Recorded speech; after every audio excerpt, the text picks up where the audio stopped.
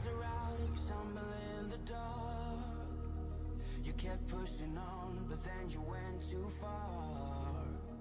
When your ship has sailed and all your dreams are lost, everything is wrong, you feel like it's your fault. Just remember, I will be there for you, baby. Remember, there's nothing out there to get you, don't forget it. When life throws lemons, just call on me. Just call on me. Just call on me.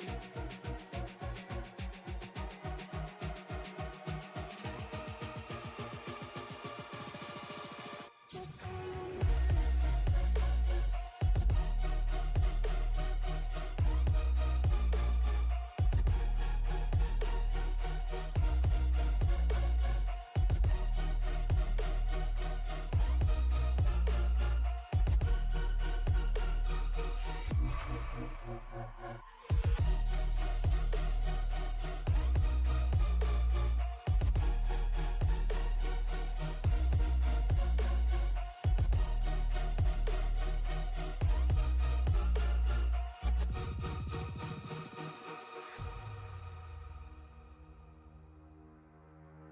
You're stronger now than you ever been. You gotta leave now, it's time to catch the wind. You will climb up high and look through the clouds.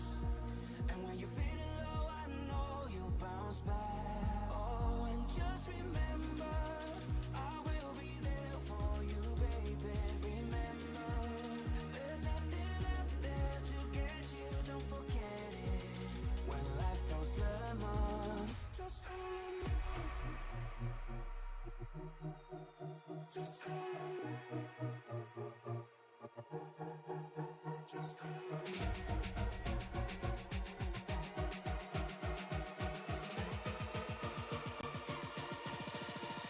Just call on me.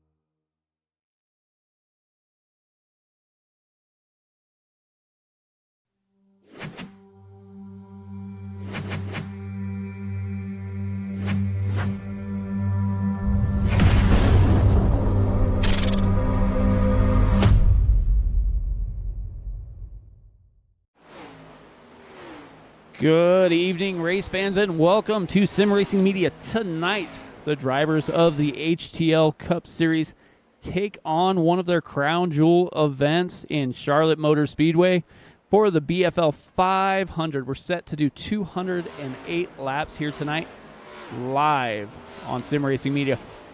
Mike Damoni up in the booth. Joined with me is a special guest. We don't get to work together too often, but Dave Regal, how's it going, man? Hey, Mike, it's great to be with you here on the HTL series, and I got to be honest, watching these guys get themselves ready, this is a shift of gears for me. Cup racing tonight instead of my normal ARCA series. I'm ready to rock and roll. Yeah, definitely. These guys had a little more fun last week as they were at the Roval setup, where Caitlin Height was able to bring home a dominant victory, winning by over 12 seconds over Mark Kissenweather. Joshua Gaiman back into third. That is where they finished last week, but this week it's a little different. It's going to be the Oval Series, so they're going to put the speed down and see what they can do. They've been here 5 times before, several different winners, so we'll see if anybody's going to be able to come back and get one of these crown jewel events again. Yeah, to be here for a crown jewel event, I mean, especially after what we saw, last year here and what we're expecting to see here tonight. For a Crown Jewel event, I'm expecting to see some of the best and that cream rise to the top. Here in the warm-up session, looks like Patrick Oberstadt leads the way right now. Fast time at 29.98 seconds around this oval here just outside of Charlotte, North Carolina. And, we are in the shadow of all that is NASCAR, and so many race fans, this is a pilgrimage site to many of them. So moving forward tonight, this is something that everybody's going to want to hang their helmet on.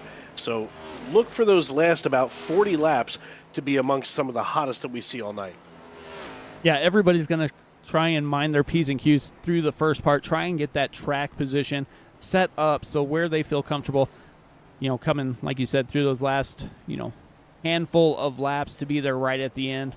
It is going to be a little hot, it looked like here, as they were sliding around, a little slick to start. We'll see how those tires wear in and who makes that right pit strategy call to get that track position at the right time. We do have 2 stage point opportunities. They're not going to throw the yellow flag as we are not at super speedways. So lap 40 and lap 100, or within 5 laps there of the of that distance. If we get a caution, that's when the stage is going to come to a close.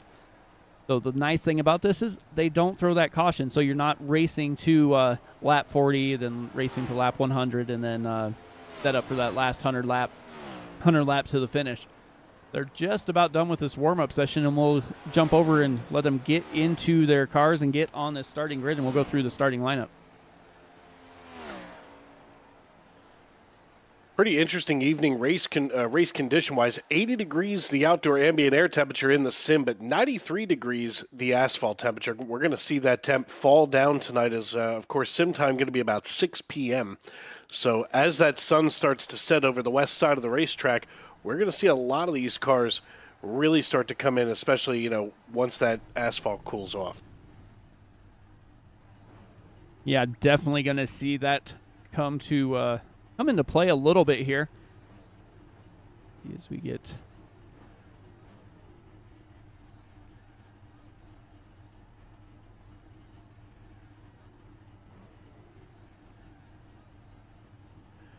but drivers just sliding into their cars now.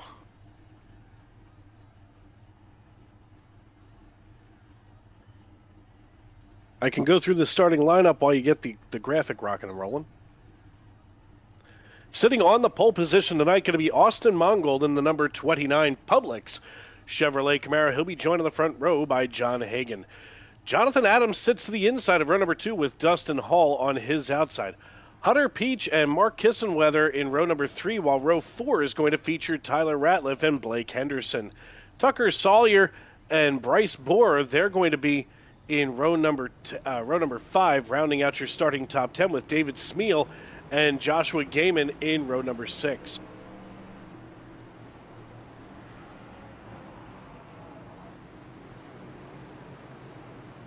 Row 7 going to feature Patrick Oberstadt and Matthew Boone, while Zachary Meredith and Elias Flores will be in row number 8. Row 9 has Josh Arnold and Stephen Oberstadt, while Callie Height and Caitlin Height, both the Height girls, going to be there in row number 10 in your starting top 20. Eli Sasak and Joshua Sousey in row number 11, while row 12 is going to feature Alfredo Hidalgo and Ross Baxter. And then we have Dale Markowski and Alfred Denny going to be 25th, 26th. 27th is Richard Odie and Zachary Apperson.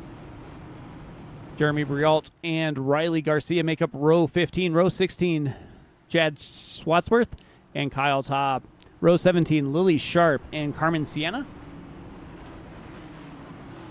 We've got Bailey Thompson and Dean Levette, and Gary Donaldson and Kevin Gibney Jr. are going to bring up the tail end of the field. We'll see what the finish brings here, but that is where they're going to start as they get ready to shut off those pace lights, go around one more time, and we'll turn them loose here. Yeah, it's going to be interesting once that green flag drops. There's a ton of space here on this racetrack, and we've seen 3 and we've seen some people try to attempt the 4 wide. But the 3 wide action, especially coming through that front quad oval, can get hairier than an armpit in July.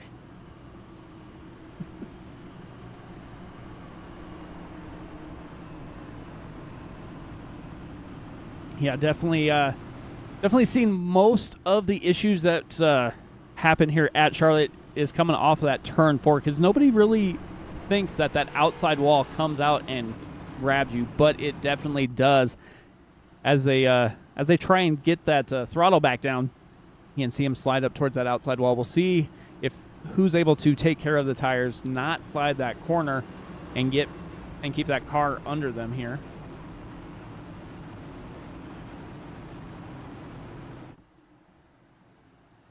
As we get ready to rock and roll, the iRacing.com pace car bringing us into turns 3 and 4. Mongold and Hagen start to hold things together. The Team Conti 97 machine on the high side. The 29 of Austin Mongold to the low. The pace car peels off, and folks, that means there's only one thing left to do. It's time to wipe the visor and adjust the 5-point harness. Grandma, grab your popcorn, your honey buns, and settle in. Race fans, it's showtime!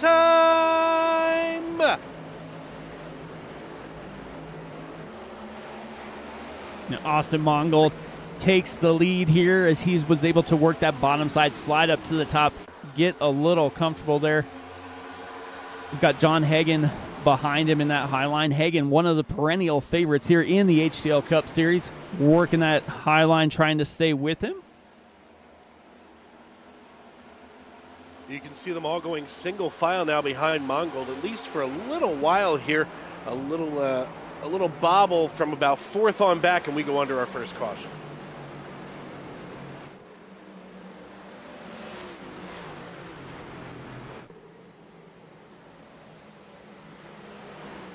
Let's see where that happened. Looked like it was about halfway through the pack here.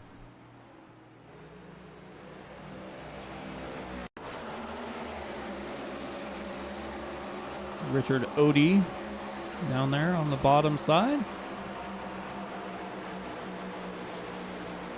A little slow, checked up. It looks like it was in front of him. The 88.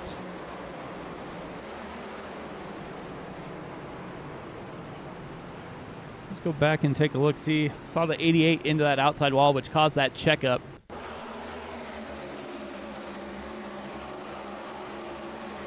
Callie Height up right there. In England. There's Callie Height. Oof. Oh. And then a connection lost.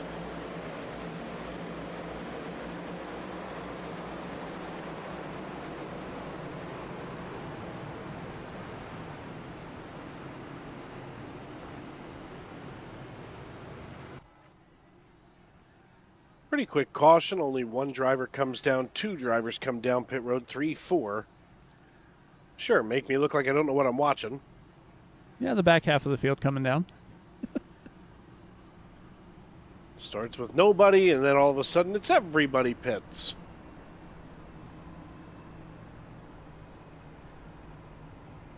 Got to tell you, folks, it's exciting to sit up here alongside of Mike tonight. We usually don't get to work. We're usually on opposite shows. We're definitely on opposite coasts, that's for sure.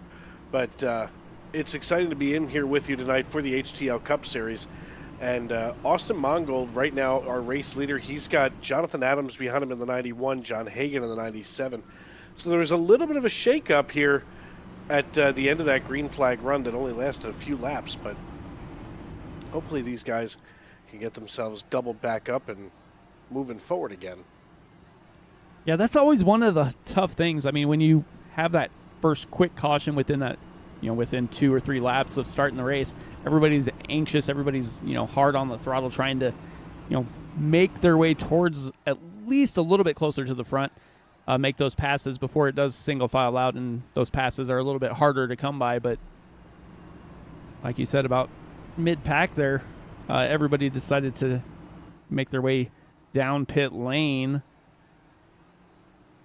Looking through, looks like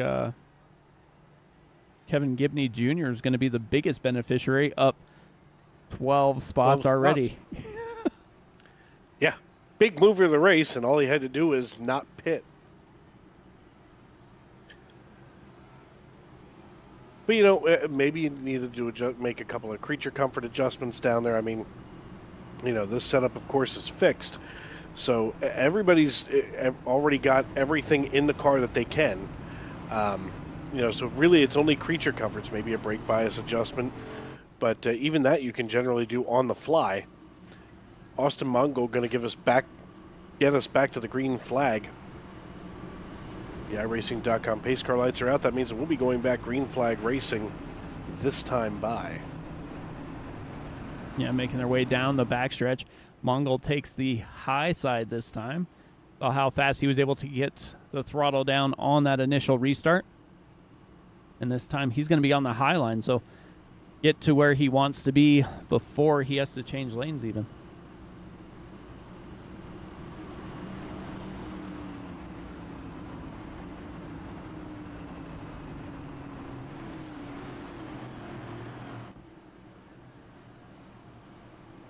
And as I said, Hagan's looking to get another crown jewel event. He was the winner of the BFL 400 at Homestead. Pace car is in. Mongold with the button as they get ready to hit that Geico restart zone. And we are under green flag racing once again. Mongold gets a pretty good jump there. Mongold takes that high line for the time being. And as they roll past here through turn one, it looks like now the edge going to go to Jonathan Adams, who takes the low side, slides in front of Mongold here up high. And the 97 of John Hagan now looks to try to get around Adams. Adams manages to drift back down to that blue and white line around the bottom of the racetrack, but he can't make that car four wide all night. Eventually, something's got to give as we go under caution for number 2.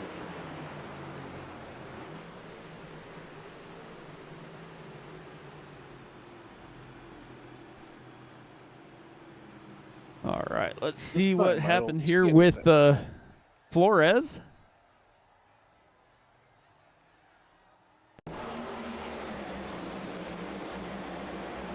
Up in that high line.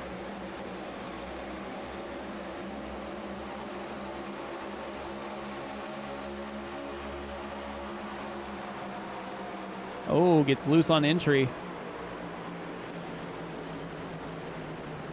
I'll say. That thing just kept rotating. One overcorrection and it's all over. Well, and that's the thing with these cars. I mean, I know I talk about it quite a bit when you lose control of these next gen cars, that steering on there is completely different than the older style cars. So you can't catch it as quick as you can. And usually you see exactly what happened. You start to catch it, and then all of a sudden it snaps back, and you're into the outside wall. Yeah, just one more piece of confirmation why I stay away from the driving wheel. Because I would be all over the racetrack in a situation like that. See one getting their lap back. Jonathan Adams going to be your race leader. He's up 2 after qualifying on the inside of row number 2. But still the big mover of the night. Kevin Gibney moves up another 2 spots and now runs in 24th. Yeah, just trying to stay on the positive side.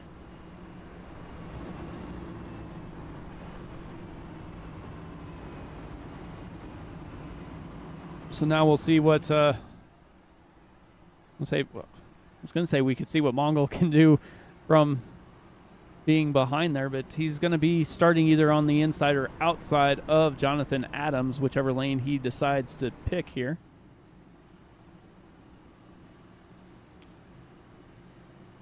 See what happens here as we get ready to go back green. Should be turning the pace car lights off this time.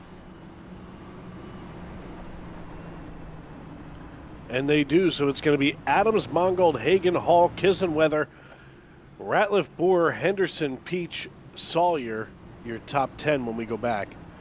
Hagen out of Knightdale, North Carolina, driving the number 97 Team Conti Toyota Camry. That's a sharp-looking car, and I'll tell you what, I've crossed paths with a lot of folks from Team Conti. Those guys mean business. Yeah, they definitely do. You've seen what they're capable of. If you're needing anything pretty much sim related, I mean, I believe they have driver training and all of that as well. If you want to go, get some tips and hints and a setup here or there, and check them out at Team Conti Sim Performance.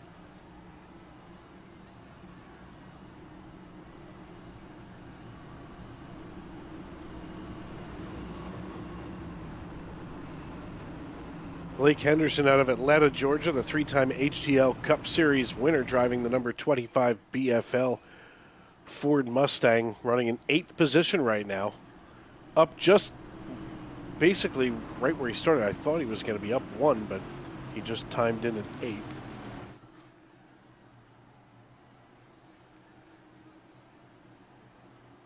The iRacing.com pace car peels off down pit road. Adams brings us into the quad oval, hits the restart zone, and we're back under green. Yeah, back under green. Hagen staying right with him, not letting him get away at all.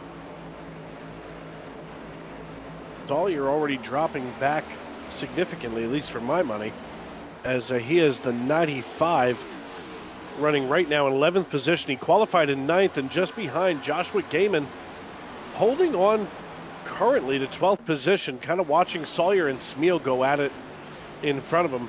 And it looks like he's going to hitch his wagon to the back of the 95, to the back of the 25, of Blake Henderson as they come through the quad oval. Now Henderson starts to gap the 95 a little bit, so Sawyer going to go single file, but look behind him at Patrick Oberstadt in the 60. He's starting to melt like a snow cone.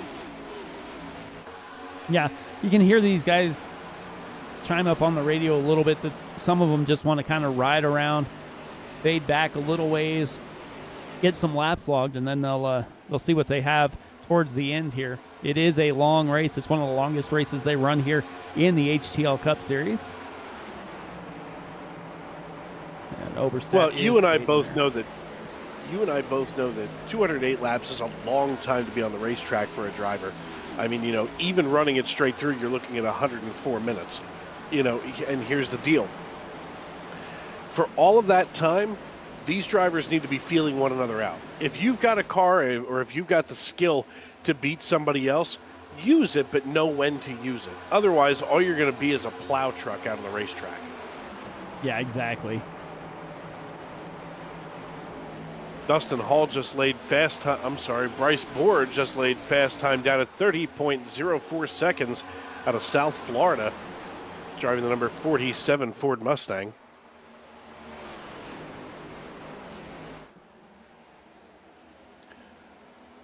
And we're going to see that purple show up on timing and scoring a few more times as we watch this racetrack cool off. Yeah, these guys, this is probably going to be the least comfortable they're going to feel here tonight. And it will just get a little bit better as the night wears on and they get those 4 fresh tires here and there. Yeah, track temperature already down 4 degrees from where we started at 93, currently at 89. So, I would say once you hit about that 87, 85 mark, somewhere in there, that's when all of a sudden these guys are going to think that they're driving rocket ships. Yeah, at least for a few laps. Yeah. Little battle brewing back here between Zachary Meredith and Patrick Oberstadt. Watch the 60 here of Oberstadt, now trying to flirt here with Kyle Taub. The 16 and the 17. Oy. Ooh, 16 into that outside wall a little bit. I mean, I'm impressed that they were able to survive through that. That could have been curtains. Yeah, the 16 hit that outside wall, but he was able to keep it going in the right direction. Sometimes you see guys hit that wall, and you almost have to to turn left a lot harder than you think you would, as your momentum has locked you up against that outside wall a little bit. Kyle Taub out of Loxahatchee, Florida, now slides in front of the 9 of Eli Sasak. And currently he's going to take that middle line. I guess he's found a little bit of comfortability on a higher line. I mean, maybe it keeps the car a little bit tighter, keeps the chassis underneath you, as now he uses the speed that he found in that upper groove to get himself dead even and door handle to door handle with Patrick Oberstadt as they come side by side out of 4 back through the quad oval. Patrick Taub nearly able to simply secure away 16th position, and 16 may be a lucky number. He's plus 16 from where he had started. He's driving the 16 and he's running in 16th right now. I'm saying it was almost lap 16, but I'm not one of them numerology guys. The fancy numbers and the whatnot. no fancy numbers. Just fancy numbers when it comes to other sports, right? If by other sports you mean baseball, yes. Exactly. Happy baseball season, everyone. Phillies decide to pull out a win at home today. Pull out a win. They were losing. They were losing in the bottom of the 7th and came back to win. So yeah, they discovered that those sticks on the shelf were to be put against the ball. Sports going to monopolize my life for the next 9 months. Caitlin Height here in the 3, holding off the 17 of Zachary Meredith. Now Meredith kind of backs off, but now reloads on the high side, gets a good run over top of the 3. Meredith now out of Bury St. Edmunds secures away 13th position over top of Caitlin Height. All the while, Dustin Hall now getting ready to be under assault from Bryce Boer as Boer starts to draft up just behind him. Dustin Hall out of Magna, Utah, holding off South Florida's very own Bryce Boer here on lap number 21 of 208. I almost said 2008. If it was 2008 laps, I'd be playing out in traffic. Yeah, no, not that many laps.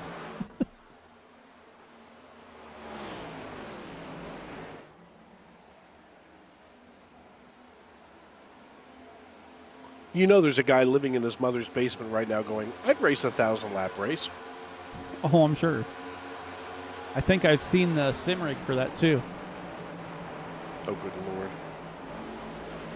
You know, the wheel stand in front of the toilet? Yep, that's the one. I would need it. Yeah, there's no way I'm racing 1,000 laps by myself. Now, can you get the squatty potty attachment for that? I don't know. You would know. I mean, I am the squatty potty expert. I would say you're closer in that field than I am. Yeah, plumbing, what can I tell you? Eli Sasak here holding off the 74 of Jeremy Brault as Jeremy starts to creep in just behind the 9. All of a sudden, he's going to watch Eli Sasak and Lily Sharp go at it here as Sharp in the 19 now kind of takes this high line here. Ooh, a rub of the wall. That's not going to do it. 3 wide they go to get out of the way, and Sharp starting to drift backwards. Meanwhile, Jeremy Brault in the 74 gets past Eli in the 9, and now Eli looks like he's maybe slowed up a little bit as Shad Swatsworth out of Indiana, PA, gets into 21st position, up 10 from where he qualified. Definitely moving in the right direction.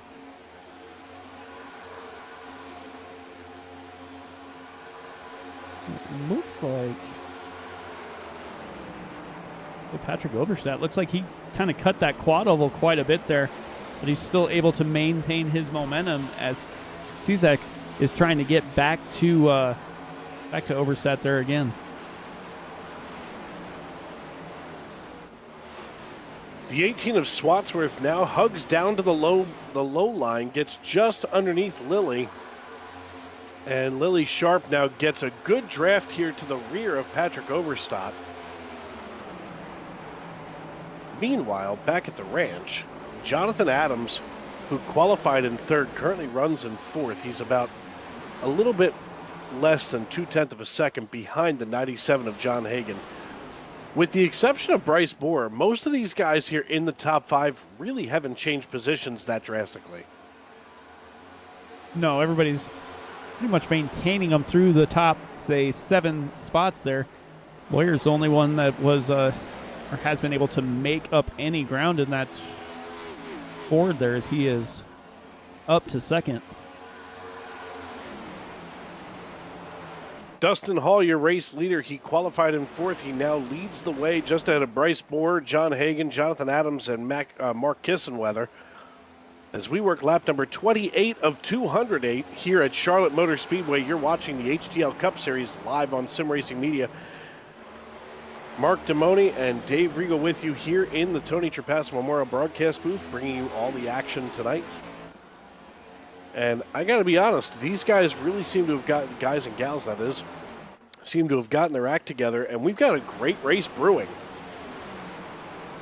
Yeah, the first couple laps a little rough, but they got it under control. And as you said, that track temperature started to slow down, cool down just a little bit, and these guys have ratcheted it up just a little bit, and they're able to almost run 3 wide throughout that quad oval. We've seen it a few times. A little dangerous, but they're able to hold it together so far. Yeah, every time I see 3 wide on this track, I pucker just a little. As we're at 91 degrees on the asphalt, to your point. 79 the outdoor ambient air temperature. That still combines to make the interior of that car like 105 degrees minimum. Yeah, if you ever want to lose weight and have a lot of money, you could go drive a car. I just take the fat shot, and I don't have a lot of money. So, there's that. Still got to get up and go to a real job every day.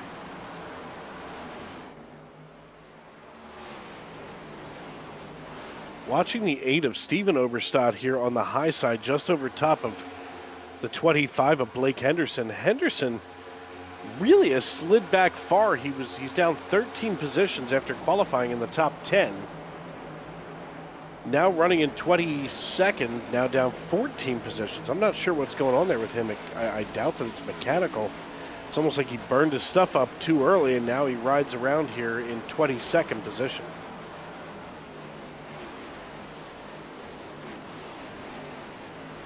Yeah, we tend to see that happen here and there, but he's one of the only drivers that seems to be going the wrong way without any noticeable issues. Yeah, Austin Mongold, and Patrick Oberstadt are all down by double digits from where they had started. It's kind of an interesting stat to pick up on. Yeah, I mean, Mongold was on the pole, and now he is back in 15th position, so not exactly where he wants to be. I don't assume, but Matthew Boone looking to put him down one more place. Oh, you know what happens when you assume. Always. Just like the broadcasters calling pit strategy. Oh, God, yeah. I haven't gotten pit strategy right, but maybe 1 or 2 times this year alone. Last night, I finally nailed it on the money, and I was stunned. I was speechless for a lap and a half. Joshua Gaiman starting to battle it out here in the 33 with David Smeal Jr. on the high side. Now, Smeal rides the top, but Gaiman here on the bottom trying to hold his own as they come through the quad oval side by side. And nearly fender to fender is Meredith and Caitlin Height, as Caitlin here holding the whale in number 3 wide open coming into turn number 1, burps it, and then rolls back through turn 2 as we head down the backstretch. And my goodness, all of a sudden this little 4-car pack has themselves a 4-way battle for 8th position. Yeah, it's interesting to see how many of these like little battles you wind up seeing throughout the race. 3-4 cars just battling for the same positions. They can't seem to get away from each other, and the battles are are probably one of the more entertaining on the track as we're under caution yet again. Looks like it involves the 19 of Lily Sharp. Now, Lily was a little loose earlier getting against the wall. And unfortunately, I don't see Lily now. And Lily reappears just in time to watch the smoke come. See if we can see what happened. Oh, a little help there from the 60. Ooh, and then another shot from the 38 of Ross Baxter.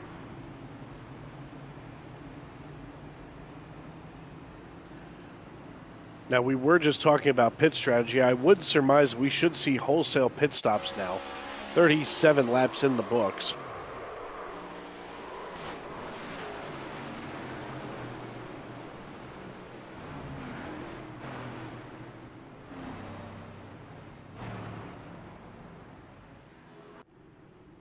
And surprise, surprise.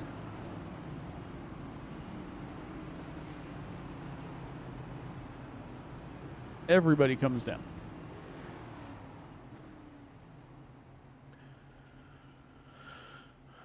Everybody going to come down and get 4 tires and a tank of Go Fast here at Charlotte Motor Speedway.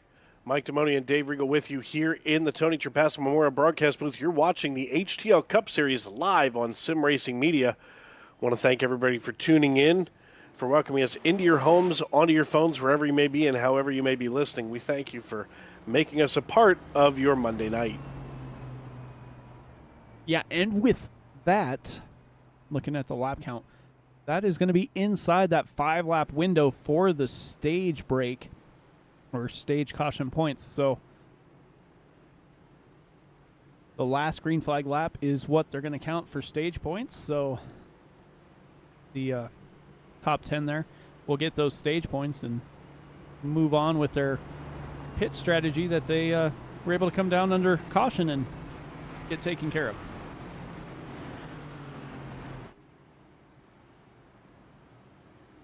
Want to welcome everybody from the Mid-Atlantic region. Big cold front moving through this neck of the woods. I know one of our former counterparts at literally the blowing of a tissue would lose internet connection. Doesn't seem to be the case here outside the city of brotherly love, Philadelphia, Pennsylvania. Couldn't resist taking a shot. Anyway, Dustin Hall is going to lead them on out of pit lane. I'll get stacked back up here.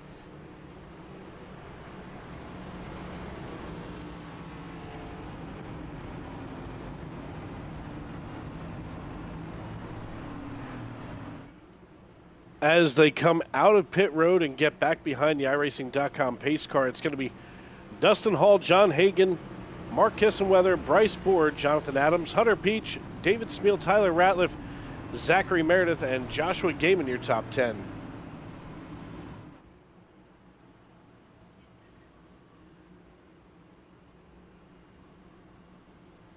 Yeah, so we'll see who can, who had to make some adjustments there on that first pit stop for most of the field.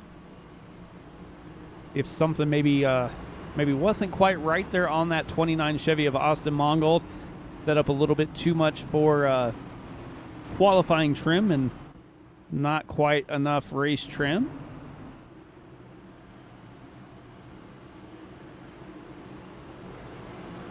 I saw that Cody P in the YouTube.com live chat said that it appears that we didn't want to talk about his Braves. As we come out of turn 4 back into the quad oval, we get ready to drop the green flag. There it is in the Geico restart zone, and off we are. Dustin Hall takes a jump right now over top of the 97 of John Hagan, but Hagan pulls alongside of him and throws as much throttle as he can into it. Coming into turn number 1, they're going to go fender to fender coming out of 2 and down the back chute. We may see a little bit of rubbing, but you know what they say, rubbing is racing.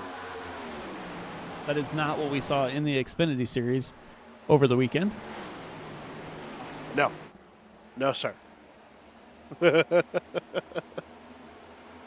Dustin Hallback second, and we are around mid-pack. Oy. And they are still wrecking. The 9 around.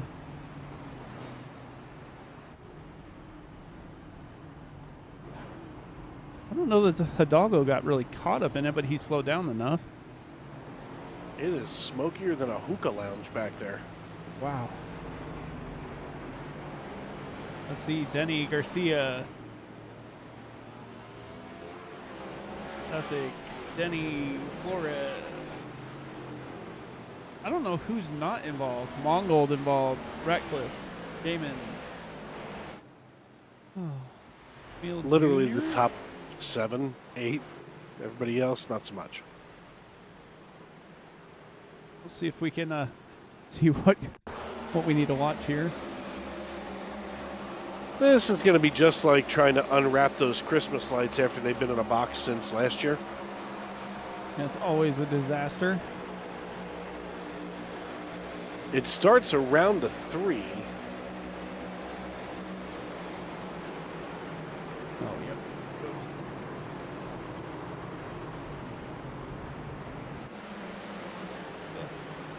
Back here closer to the front here.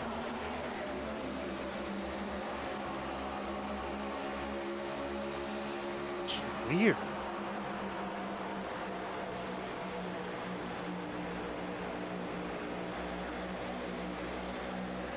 Oh.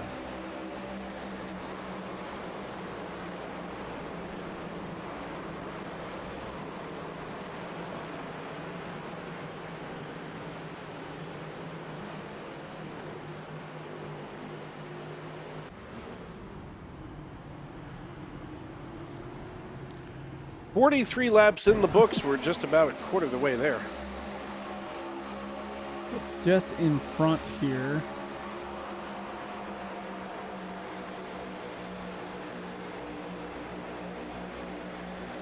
Oh, yep, into the wall. Touch off of Gibney. 54 goes through. Looks like Gibney Jr. might have been the main. 31. David Smeal Jr.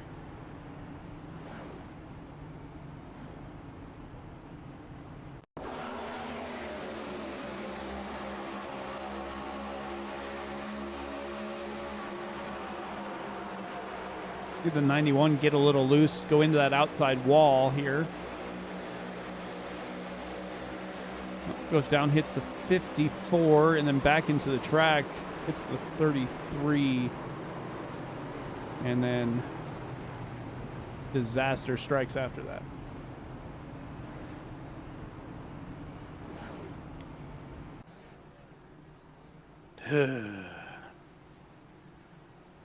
That's definitely not how you wanted your Monday night to be.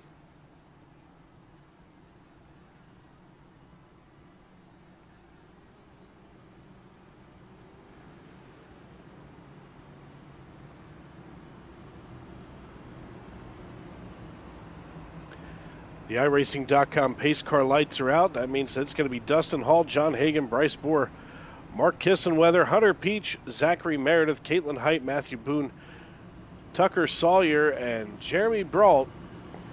Your top 10 when we go back green flag racing. As we had mentioned a moment ago, Cody P said that we didn't want to talk about his Braves. Gotta be honest, not really much to talk about this season so far for them. Yeah, I'm kind of in the same boat. I mean, either my Rockies or my Red Sox, and either way, they both are having terrible seasons right now. So, yeah, I mean the Braves out of the gate are 0-4. yeah, I'm not quite that, but I think my teams have won one game. As a matter of fact, yes, each of them. Yeah. So between your two favorite teams, I think you're like 2-7. Yeah, something like that. Yeah. That's fantastic. Oddly enough, and it makes me kind of nearly vomit, Miami is tied with Philadelphia for the NL East. Oof, right now. That's terrible. Both with the record of 3-1. Doesn't even seem right.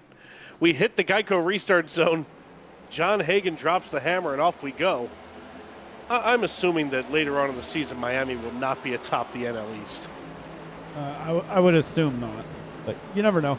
Hagen with a huge burst of speed on this restart as he is out to almost a half-second lead over Dustin Hall. Dustin Hall has a little company down to his inside, and Bryce Boyer. Watching Caitlin Height get just underneath Zachary Meredith in the 17, she secures away 6th position for the time being. Now she puts Hunter Peach in the crosshairs, and we go under caution.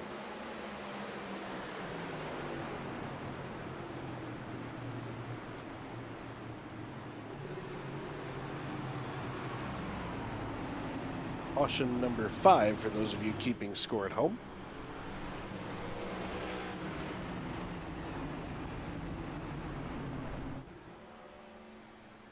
Well, let's take a look, see what happened here.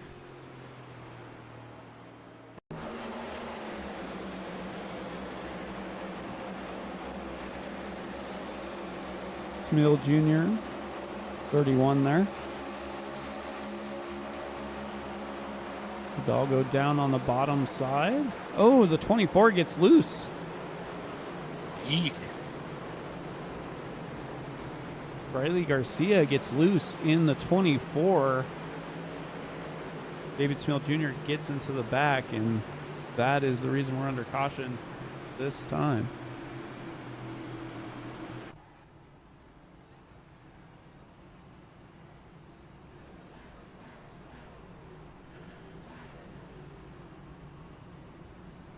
Well, it gives us more time to talk about, baseball or anything else. Let us know what you're paying attention to in our YouTube.com live chat. We thank everybody for tuning in and making us a part of your evening. As, of course, without you folks at home, we'd have nobody else to talk to but each other or ourselves. Yeah, just don't talk back. Fair point.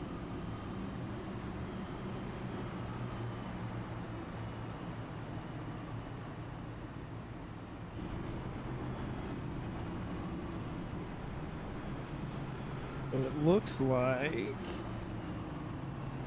a few drivers calling it quits at the moment.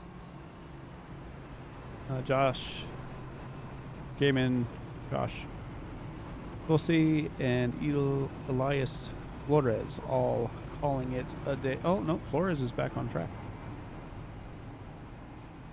8 laps down, but back on track nonetheless. Hey, he's out there to make a go of it.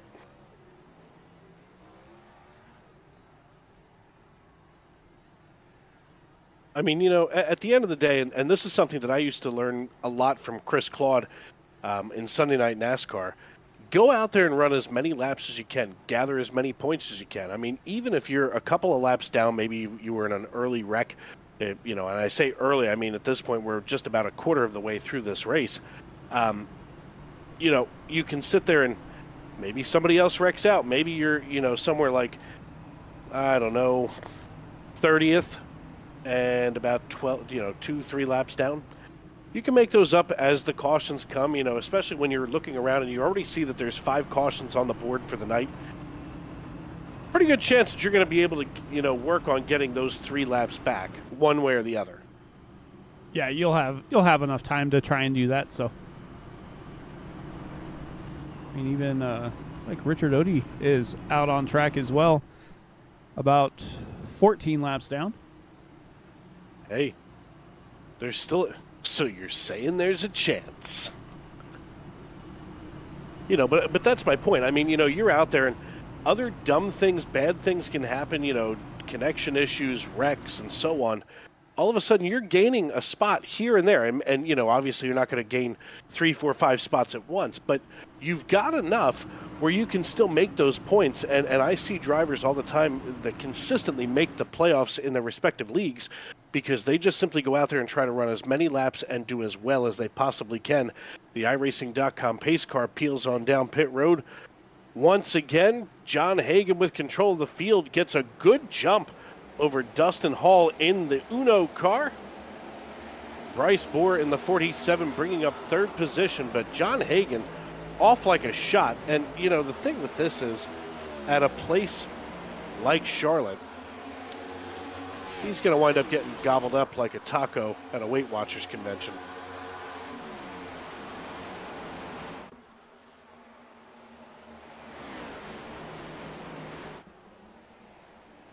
He's back out to almost that half-second lead once again, but they are closing in a hurry now as we are still under green. Last time he got out to that big lead, a caution came quick. Who's that up on the high line? Is that the 20? Hunter Peach running clear up almost Hunter into the outside Peach. wall. Yeah, Hunter Peach is running the high line, and so is Matt Boone out of Rhinelander, Wisconsin. So Rhinelander. And Matt Boone was just running that same high line. He was having a similar success to Hunter Peach, and he's actually been able to close in on Zachary Meredith in the 17. And meanwhile, Dustin Hall just lays fast time down at 29.96 seconds. Yeah, Dustin Hall got into that little bit of a draft there of the 97 of John Hagan and was able to close in, and that led to the first lap we have under that 30-second mark. Took the words right out of my mouth. At 29.96, Dustin Hall now leads Bryce Bohr. And now, wow, Hunter Peach just laid down 29.85. He has got that high line working to perfection. He's one of the only drivers staying up there and kind of committed to it, as now he's starts to go back down. But that high line for him was working pretty quick here. Not only that, but I'm looking at some of these drivers, and I mean, Peach just at 29.89, and now Caitlin Height at 29.97. No, Caitlin Height's at 29.89. Hunter Peach is at 29.85. These are two drivers that came in on lap 37. We're nearly 20 laps in on these tires, and they're still getting faster. I mean, granted, we've had a couple of cautions since they came in on 37, but by the same token, now all of a sudden we're starting to find that sweet spot. Now, the one thing to start paying attention to here is now we've hit the sweet spot on those tires. That means the next thing is these tires are going to start to melt. Yeah, that's exactly right. It looked like we saw Kyle Taub back there get a little loose coming off of 2. I believe now is when we're going to see who has been saving a little bit of their tires and not using them up quite so much.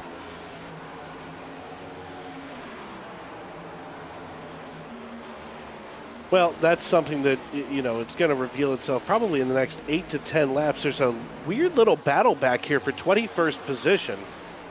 And just as I say that, Bailey Thompson secures away 21st and now tries to bring along Kevin Gibney Jr. Now, Gibney's up 16 positions. We were watching him earlier as being one of our early big movers. But our big mover now goes to Chad Swatsworth and Kyle Taub, each of them plus 19, running in 12th and 13th, while Bailey Thompson plus 16 is holding off Kevin Gibney Jr. by about a quarter of a second.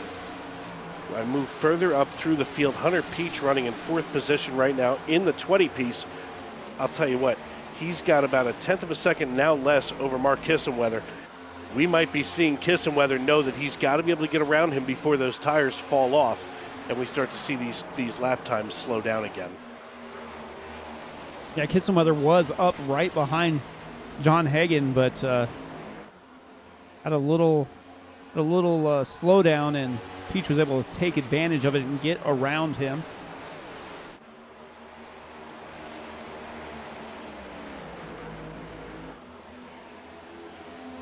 And as these guys are back under green flag conditions, we're going to step aside here. You won't miss anything. We'll go side by side. We'll be back right after this on Sim Racing Media.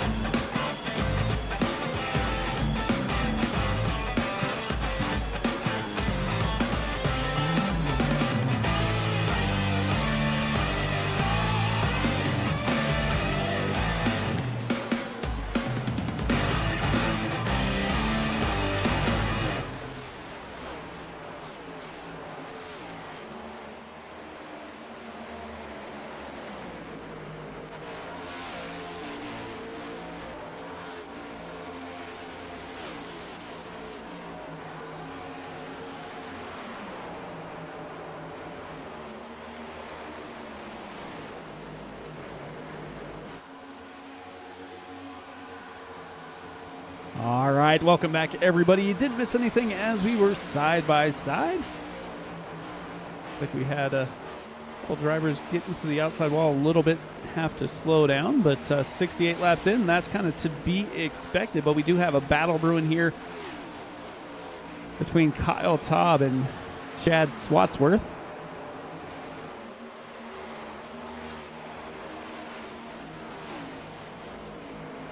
Yeah, Chad Swatsworth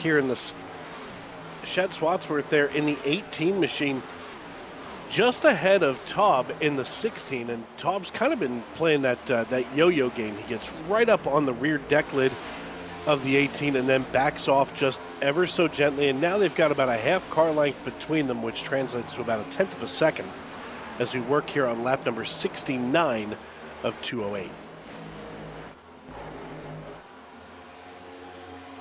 Jeremy Briault and looks like the 88 of Callie Height been swapping positions back and forth, crossing each other up.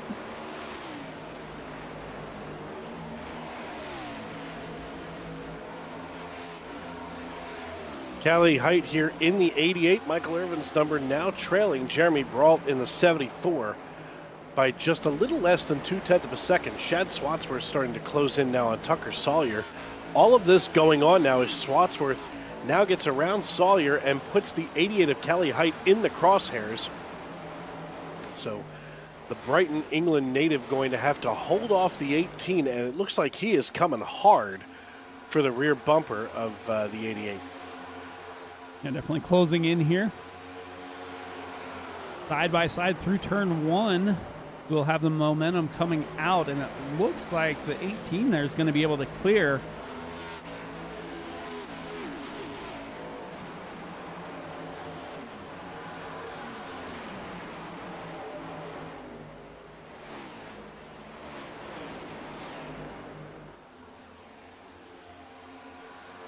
Battle brewing up front as well. Kissenweather looking to the inside of Boyer.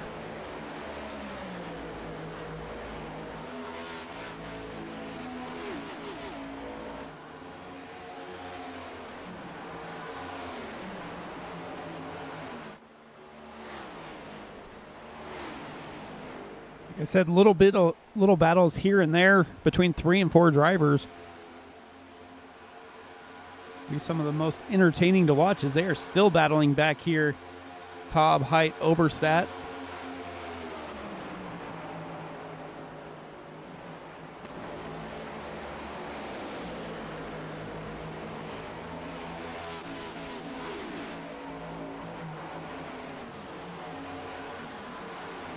Dustin Hall, your race leader, he's got John Hagan and Bryce Boer in tow. Don't look now, though. It's starting to get real tight up here as John Hagan looks to the outside of the one. And all of a sudden, the ace is folded as John Hagan gets around that one machine. Yeah, John Hagan's been kind of minding his time, just kind of following Hall around, and saw his chance to take advantage here. And he is going to do just that. I do believe I heard, yeah, that's what I thought. Dustin Hall coming down pit lane as well.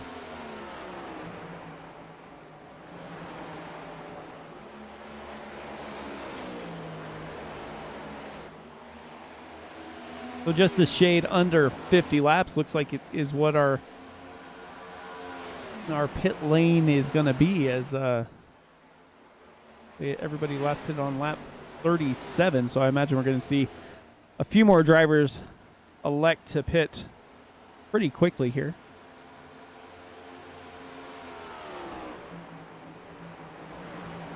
Matthew Boone down.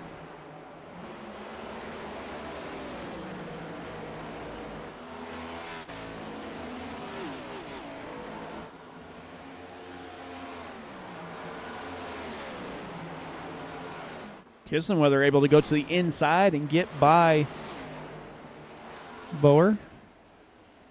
Ooh, looks like he got a little loose, did Bryce there.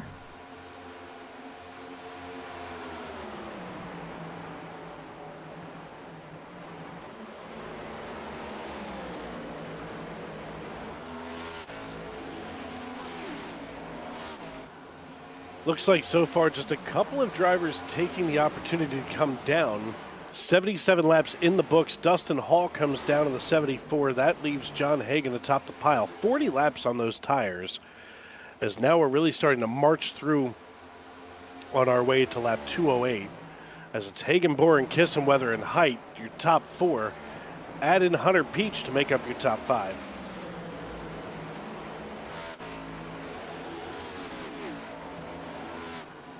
And that top five's kind of driving away from the rest of the field, as Meredith is in sixth, but he is over a second behind right now.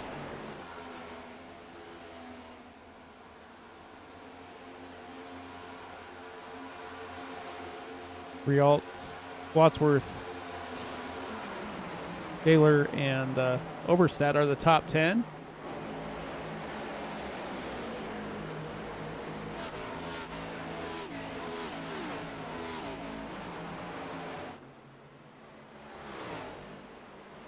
It'll be interesting to see how long Hagan stays out before he comes down.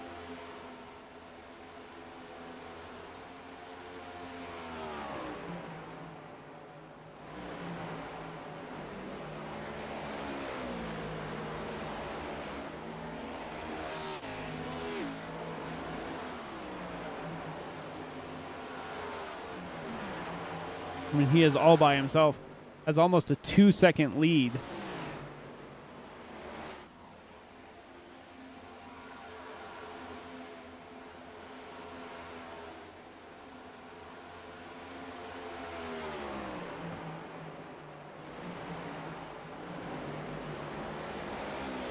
He starts to build that up, and we're going to see some of that evaporate. It's just a matter of when do you come down and when's the smart time to do it.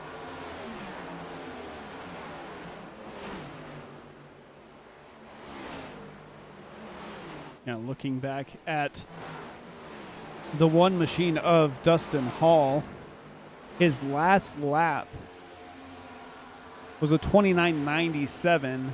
Hagan's last lap was a 31.10. So, I mean, over a second difference there.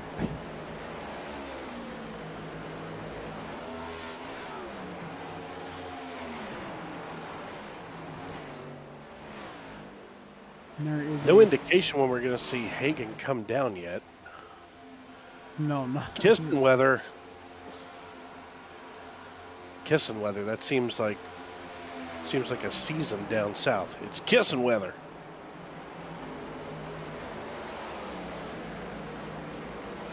The 47 of Bryce Bohr now allows Kissenweather to get on by here in the 12.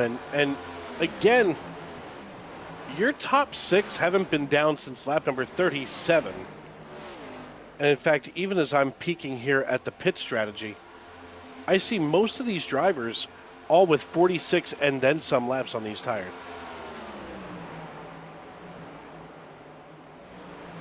I do find it incredibly hard to believe that Dean Clavitt has...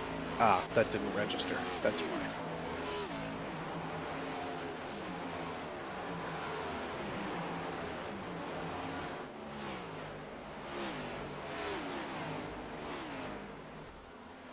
Didn't realize it, but Mark Kissenweather out of Hazleton, Pennsylvania, representing the 570. Proud hometown of Joe Madden, World Series winner. Helped the Cubs beat the 108-year-old Curse.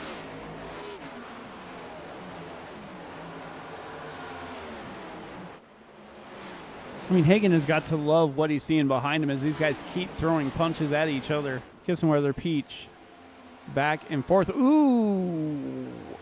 Kissenweather got a little loose there coming through that quad oval.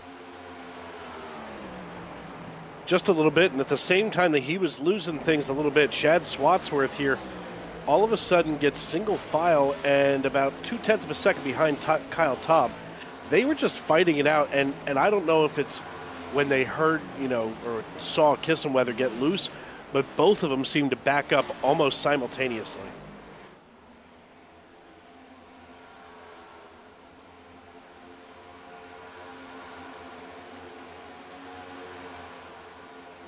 Eli Sasak rounding out your top 10 for the time being out of Grand Rapids, Michigan.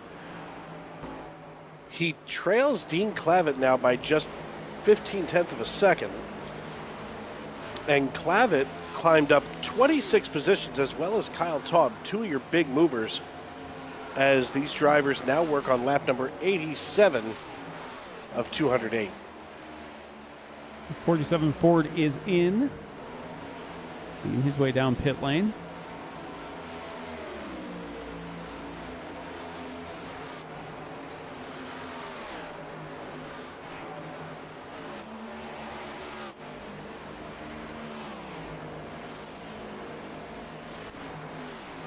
Hunter Peach now goes door to door with Mark Kissenweather. As Kissenweather in the 12 starts to slow down coming out of 4, I thought maybe he was thinking about coming down pit road. That sun has now gotten all the way behind the grandstand, just one sliver of it coming through the quad oval, and leaves most of the rest of the racetrack in the shade. And now we see nothing but a nice toasty backstretch. Hunter Peach in the 20 machine, still trailing John Hagan by 3 seconds. Hagan's at a point right now, and never mind, just kidding. Time to come in. He decided to come in. I was about to say Hagan was at a really good point for the time being to stay out until he ran out of fuel, and now Hunter Peach is kind of in the same situation. The scary thing now would be you don't want to see the caution. Well, and that's the other thing. We're right inside that 10 laps until that stage break at lap 100, or the stage points at 100. So these guys that are pitting later are almost giving up stage points to hopefully have a better pit strategy for the end of the race.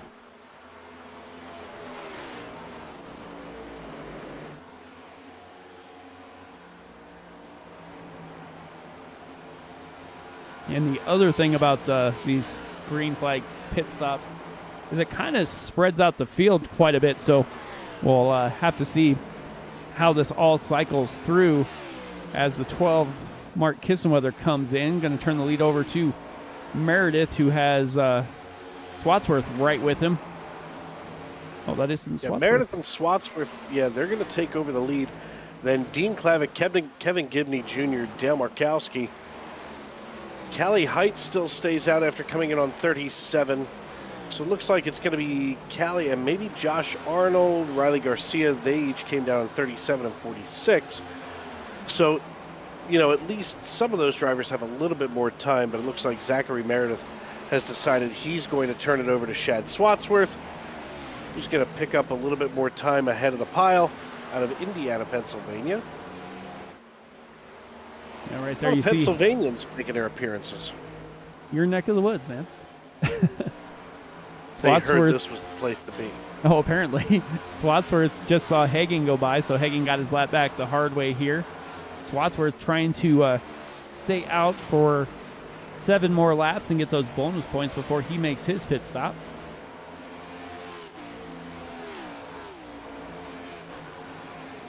It's all about bonus points here as we work lap number 94 of 208. Dave Regal and Mike Demoni with you here in the Tony Trapasso Memorial Broadcast booth. You're watching the HTL Cup Series live on Sim Racing Media.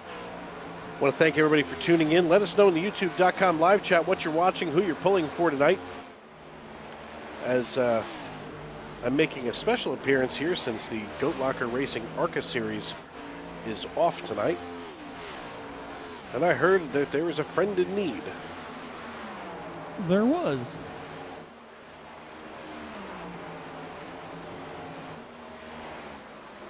Shad Swatsworth leads the way now, and at this point I feel like we should start betting on how long before Swatsworth runs out of luck here.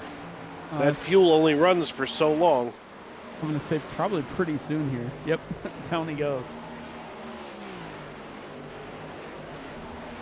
So that turns the lead over to Dean Clavitt here and that 90 Ford. Yeah, the Mapleton May native driving his Mustang here just ahead of Dale Markowski. And by just ahead, I mean 0.6 of a second. That's One of the closest distances on the racetrack for the time being.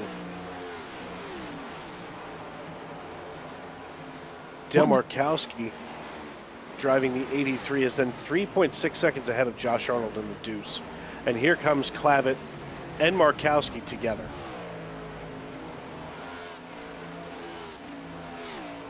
I'm a little confused by that unless they overdrove their equipment there. Because I would have thought they had enough to make it to the stage caution anyway, get some points there. Well, it's entirely possible at the same time that, they want to get on the same pit cycle as everybody else. Josh Arnold takes over the lead now. He last came down to lap number 46. He should be more than good to get to the stage break, to your point. And Dustin Hall looks like he's going to be just fine after coming in on lap 74. Riley Garcia stays out after coming in on 46. So those are going to be the oldest tires on the racetrack for the time being. And John Hagan came down on lap 89, and he is already up to P6 right now.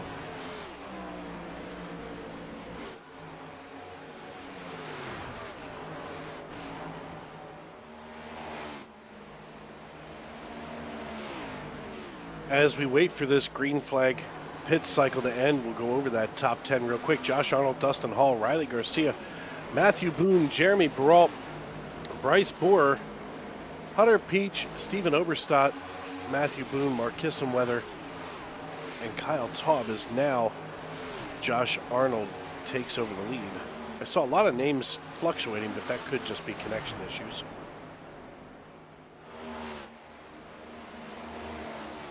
Yeah, Riley Garcia comes in. Arnold just needs to make it to the start-finish line, and he will get the bonus points for finishing P1 in this second stage. He will do just that. As it looks like he has a little connection issue. Just in time. At least I know it's not me at the moment. Well, you got those storms brewing over there, so I mean, and a lot of these drivers are from that area, so. Yeah, Josh Arnold leading the way now in the deuce. He gets those stage points, and yeah, there it is. Now he's going to come down for pit road service here on lap number 101. Dustin Hall takes over the lead. We're going to cycle all the way through now.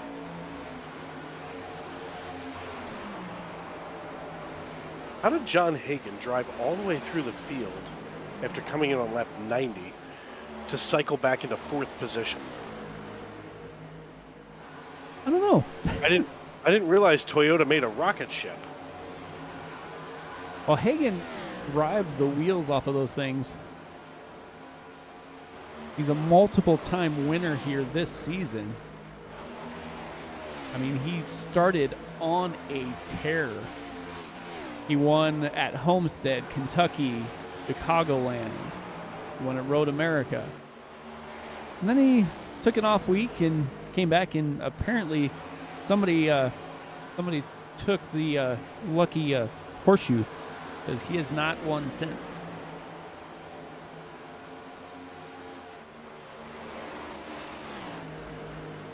Well, maybe tonight's the night. As Dustin Hall takes over the lead, he came down to lap number 74, so 30 laps on those tires.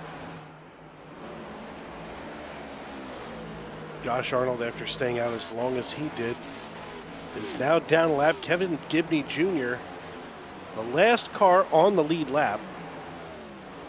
And he's not far away from being put a lap down, as he's in the crosshairs of Dustin Hall. Caitlin Height, John Hagan, yep, and Dustin Hall's going to come on down. Okay.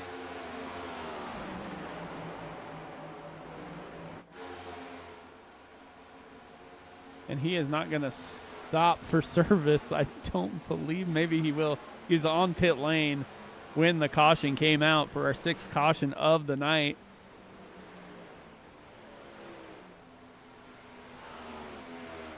Looks like this might be Carmen Sienna.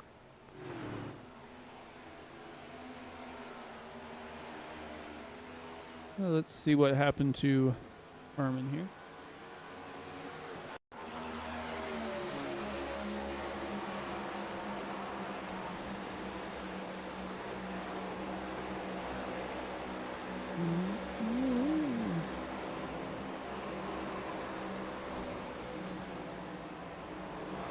I can almost guarantee you can't park that way on the backstretch. Oh, no. Almost drifted down the backstretch. Doesn't look like anybody got too much damage, though, so.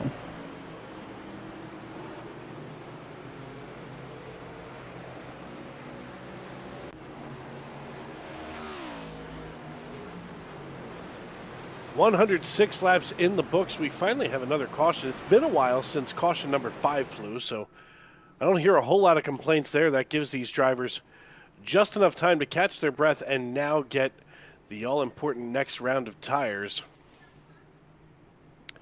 As Hagen, Height, Boom, Bohr, Peach, Kissenweather, Oberstadt, Meredith, Sawyer, Brault,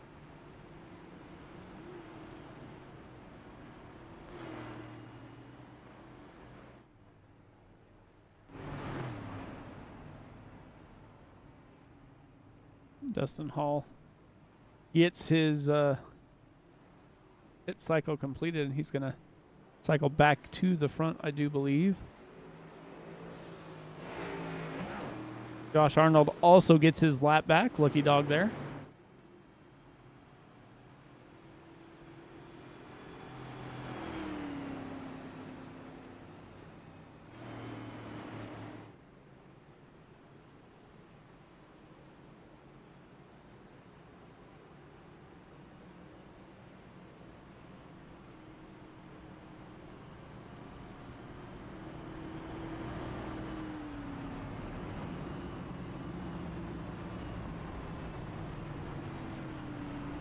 Remember the storms we were talking about? Well, they just struck and Dave lost power for a little bit, so we'll see if he gets it back and we can get him back up here in the broadcast booth.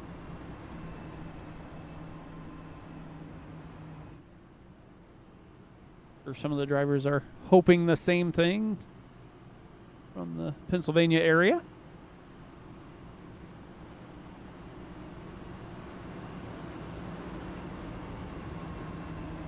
Got 22 drivers on the lead lap.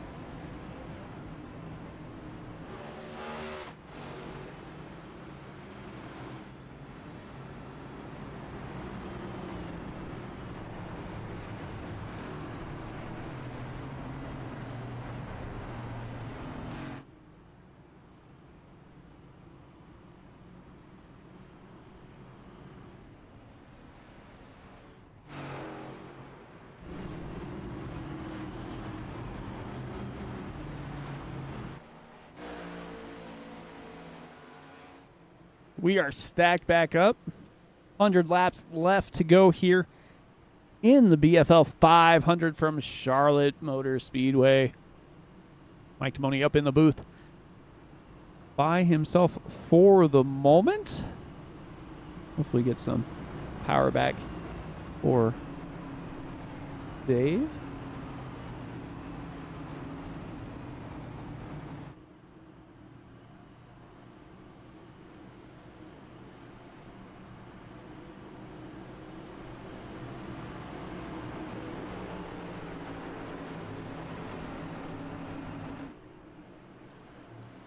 Pace car makes that left-hand turn down pit lane. Dustin Hall, Hunter Peach on the front row. Hagen and Height on row number 2. Geico restart zone, and we are back racing here. And Dustin Hall with a huge run.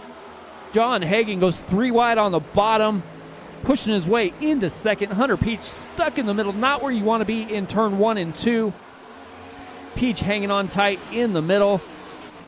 Height up on the high side, and they are wrecking in the backstretch. Hunter Peach goes around after being stuck in the middle.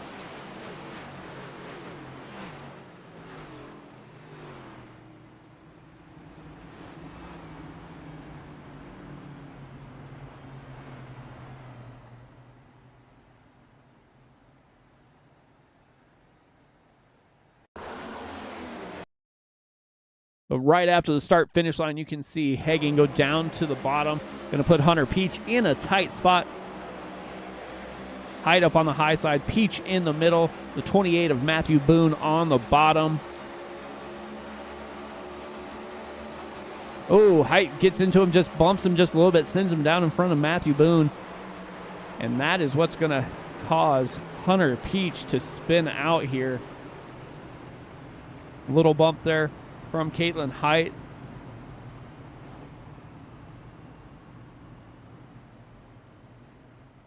And we are back under caution one more time here. Hunter Peach on the pit lane. Paul Hagen going to take over the front row.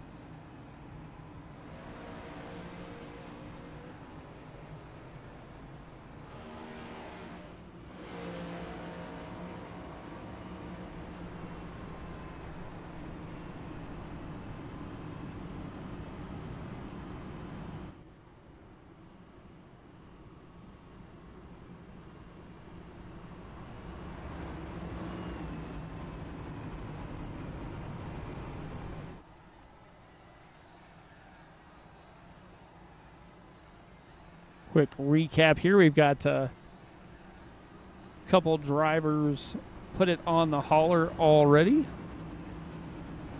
Josh Susi back there in 37th. Josh Gaiman 36th. Jonathan Adams, Austin Mongold, and David Smeal Jr. all put it on the hauler. Looks like Hidalgo did as well. Got several drivers trying to get their rides fixed on pit lane. Dustin Hall going to pick the outside.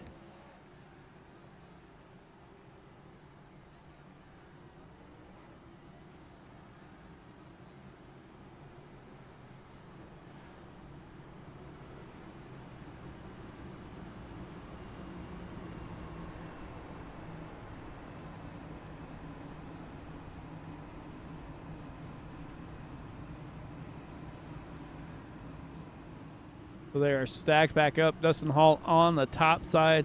John Hagen on the bottom. Caitlin Height, Bryce Boyer back there in row number 2. Row 3, Matthew Boone and Mark Kissenweather. Jeremy Brialt and Kyle Taub in row 4. Row 5, Stephen Oberstadt and Zachary Meredith make up that top 10. Down the backstretch one more time before we take that green flag.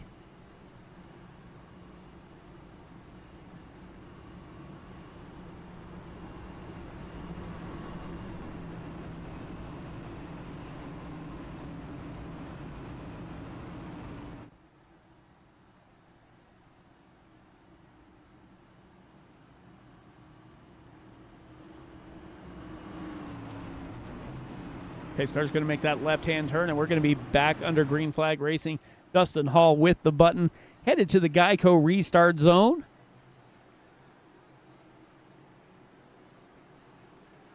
And we are back underway in the BFL 500 from Charlotte.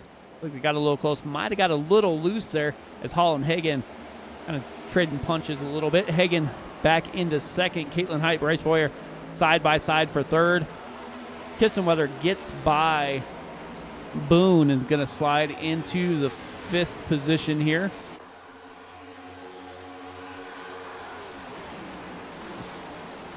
.17 on the high side there with 16 of Kyle Taub on the bottom. And they're wrecking back behind. Oh.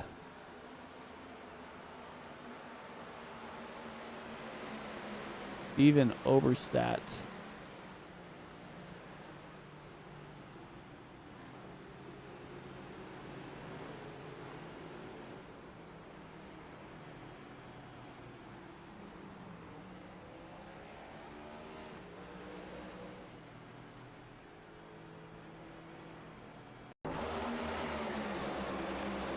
Kyle Taub up there.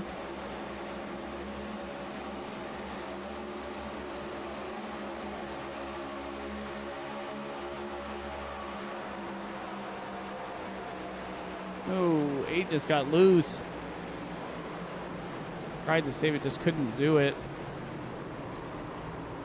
And the 4 of Zachary Apperson goes into him there as well. We can take a look from the nose there.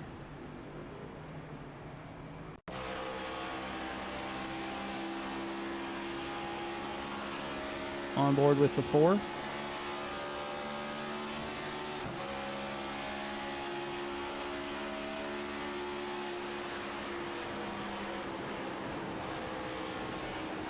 See it start to break off in front of him and nowhere to go.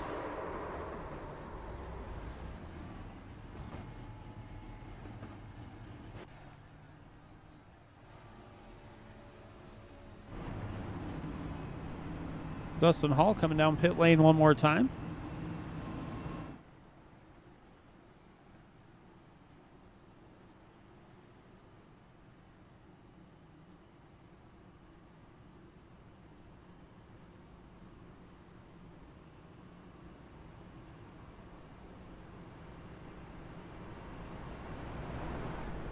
Under caution for the 8th time tonight. John Hagan, Caitlin Height are going to be the front row. Bryce Boyer and Mark Kissenweather. Matthew Boone, Kyle Taub, Jeremy Brialt, Zachary Meredith, Tucker Taylor, and Patrick Oberstadt are the top 10.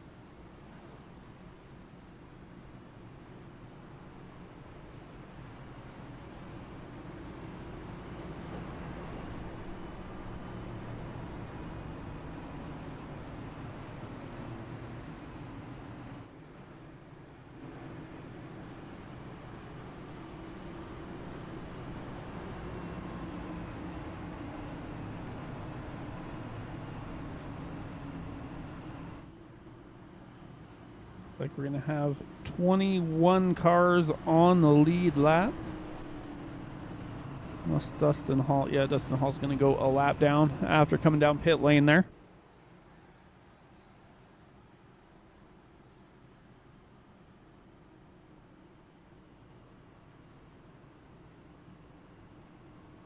But with that being said, down the backstretch they go. One more time. Lights are out on the pace car. John Hagan with the button on that high lane. Caitlin Height down on the bottom. See if Hagan can get those jumps he's been getting in every restart that he has been able to control.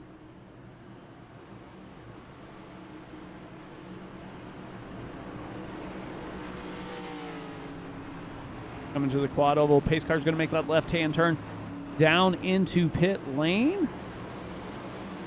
And Hagan is going to set sail in the Geico restart zone, and we are back under green in the BFL 500 from Charlotte. Hagan gets a good jump, slides down in front of Caitlin Height. Kind of arcs that corner a little bit better. Height back into second. Boyer and Kissenweather side by side. Still Boyer goes down to the inside, going to try to test his luck on Caitlin, but not quite enough speed there.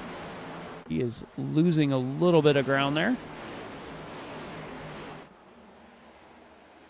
But Kyle Taub is having some connection issues in that 16 machine. Boyer is able to get to the inside of Height. Kissenweather trying to follow him through.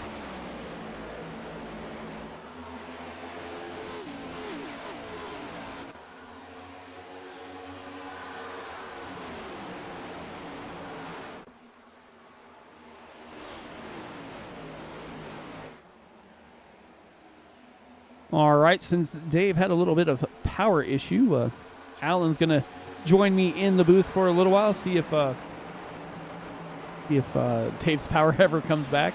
I know he had a huge lightning strike while we were talking there for a little bit, but Alan Bergen's back in the booth, man. How was your race over at SCL? Oh man, it was awesome. Ryan Kelly absolutely obliterated the field here on field strategy. But right now, I'm watching John Hagan, and he's just, well, he's not really walking away here. Charlotte's a difficult track here. You can race. It looks like we got some drivers that have won the race to the beer stand here tonight. Yeah, definitely a few cautions and damage involved there. Boyer just threw down a 29.78, fastest lap of the race that time by. And as we said earlier, when that track temperature goes down just a little bit, and these guys get those 4 fresh tires, they're gonna start driving outrageous speed here to 29.75 for Kissenweather now. So the lap times are going down as the sun does as well. Yeah, the sun's going down. The lights are coming on. 114 laps, getting ready to be in the history books. So the 208 laps scheduled to be here. You know, Mike, it's a rarity we get to hang out outside of a Tuesday night, but here we are, Monday night, and we're making it happen. That's what Dave and I were just talking about. We don't get much time to work together as we're usually on opposite shows every time there's a couple shows going on, or we have different things going on. But the night was a little different, and we were able to have Dave on at least for a little while. Hopefully he can get his power back on in at least, by morning. But we got a Hornet's Nest back here in mid-pack. Wadsworth, Markowski, Taylor, all kind of battling here and there, and just in front of them, like Oberstadt, Meredith trying to get together as well. Yeah, last week's winner, Caitlin Height, is up 16 spots right now from where she started. You know, this is 2 weeks in a row that we've been at Charlotte. Last week we were on the Roval. This week, here we are on the Oval. And, 500 miles, 208 laps. These cars are going to start getting tighter and tighter and tighter as the race goes on. Yeah, they definitely are. That track temperature is down about to 83 degrees, it looks like. So definitely cooled off quite a bit from where we started.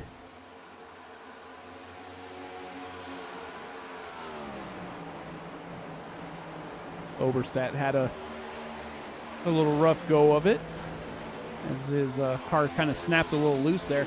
And that is one thing that you will see in these next-gen cars.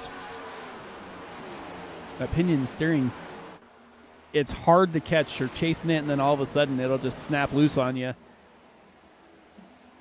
Because we got a 3-way battle for the lead now.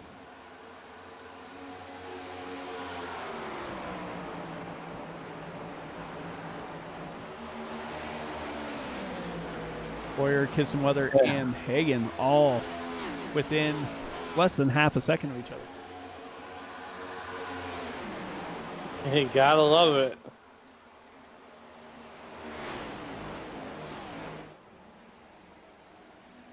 Well, and Charlotte is one of those tracks where draft does help a little bit. So you can't just try and drive away from the field, because if they get a couple cars connected, they will be a little bit faster than you are. Yeah, this is one of those tracks where, 8 wheels or 6 wheels are actually better than 1 or 4. So I think any wheels would be better than 1, but, it's counting.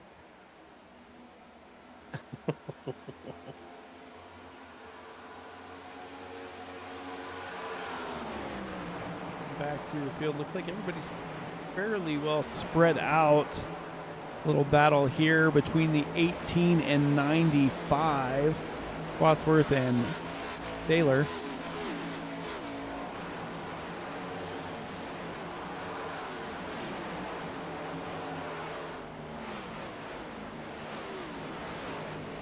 Mighty Machine of Babette moving towards the front as well.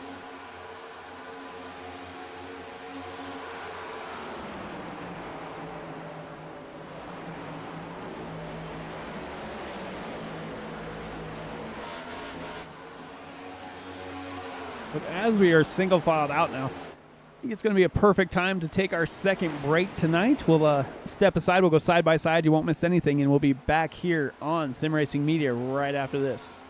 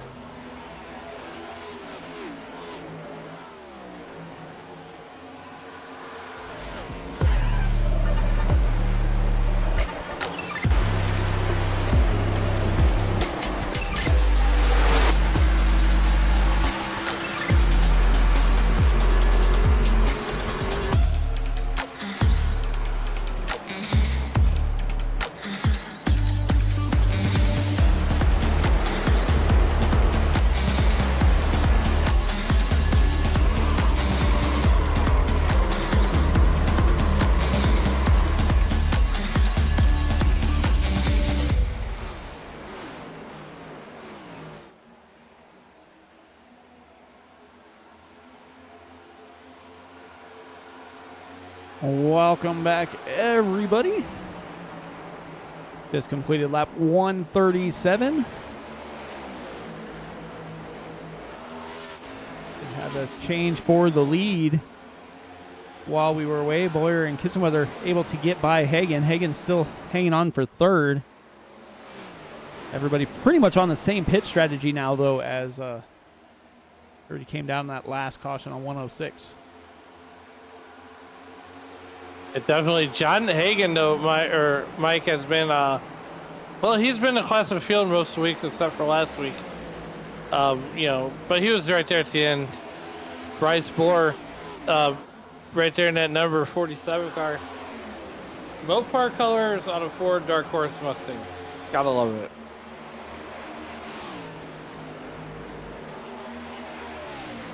You know.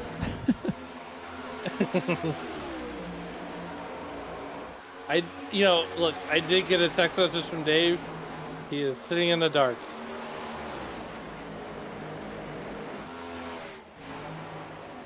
That's okay. His Phillies beat my Rockies today, so he can sit in the dark for a little while. You can think about what he's done.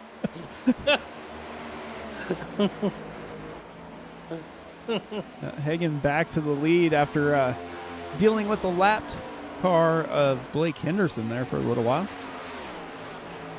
Well, I will tell you this though, Mike. My beloved Cardinals and Angels are tied right now, 3-3 in the top of the 9.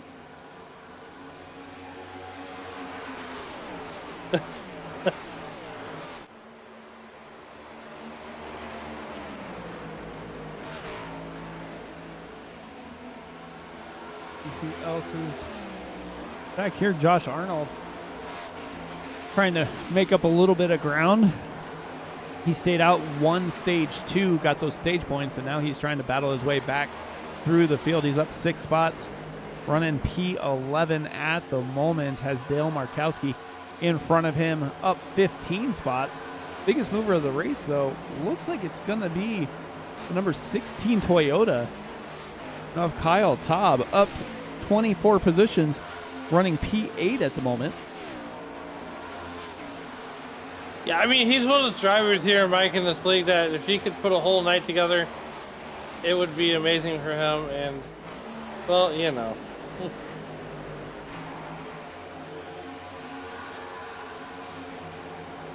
Looked like some pretty close racing down the backstretch.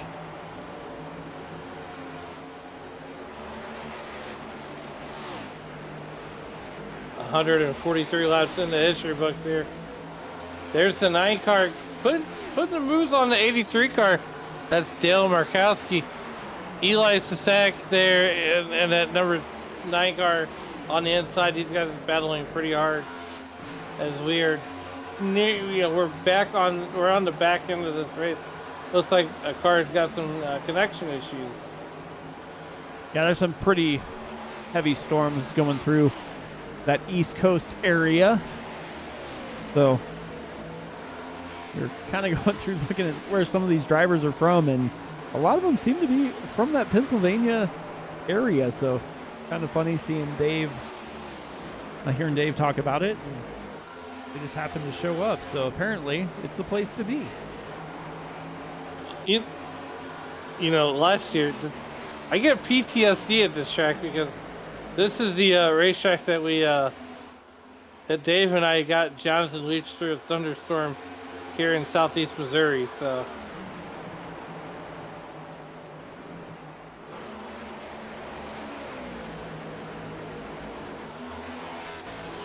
but nonetheless, John Hagen finds himself back up in front doing John Hagen things as he is about a half second in front of Mark Kissenweather in that 12 car.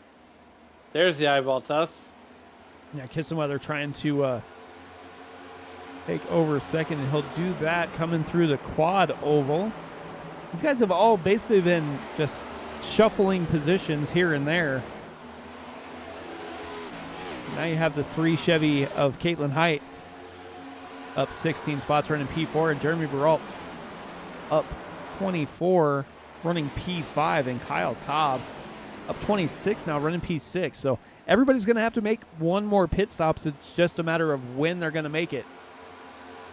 Yeah, who's going to blink first? That's what we're trying to find out right now. And, you know, Mike, I've said it millions and millions of times that we're just not going to even do the pit strategy thing because we already know. Yeah. Dave and I were talking about that. There's no way you're going to get it right. It doesn't matter. I just know they have to make one more stop. Right, because when they zig, when we zig, they zag.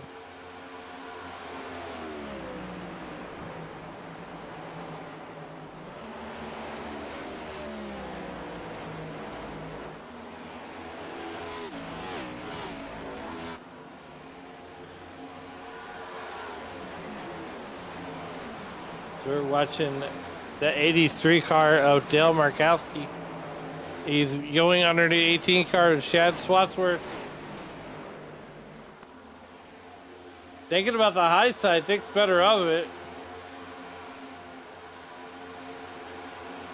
We've seen a few drivers be able to use that high line and make up some ground,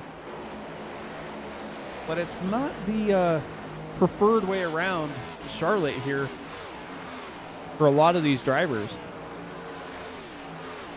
The 62 car of Kevin Gibney Jr., he takes that Kyle Larson line, and you can just see the sparks flying off the back end of that race car. Yeah, Gibney Jr. trying to stay with the pace here. Got the 9 of Bassick behind him. And it looks like the 1 of Dustin Hall.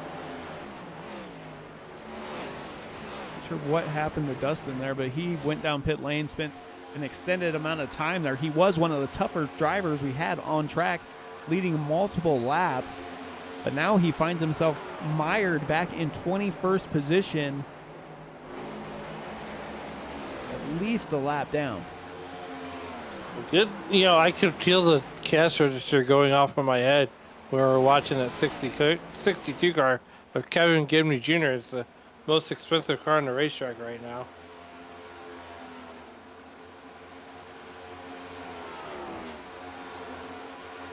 There it is. I hear it again.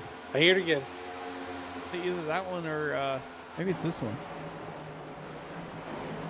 Oh goodness, those cars are definitely gonna hit the pocketbook.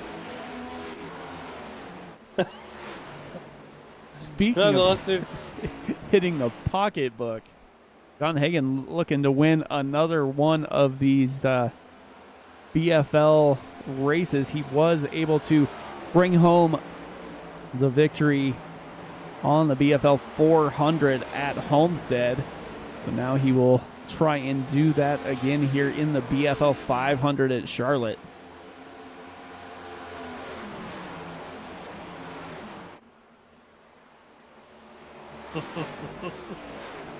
John Hagan going underneath that 54 car of Tyler Ratliff, putting him another lap down.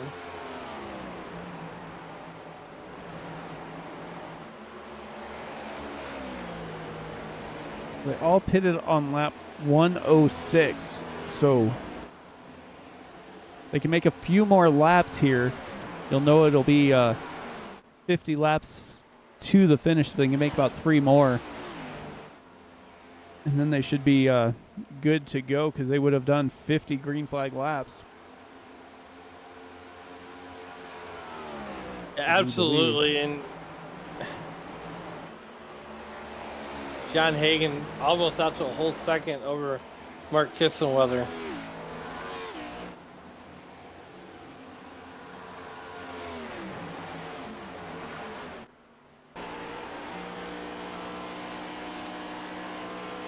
There's the eyeball test from the back end of John Hagan's race car.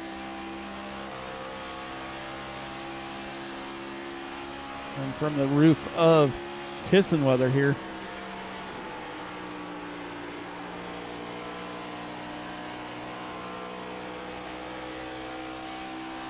Hagan is faster though. Last time by, Hagan 30.85 to Kissenweather's 31.08.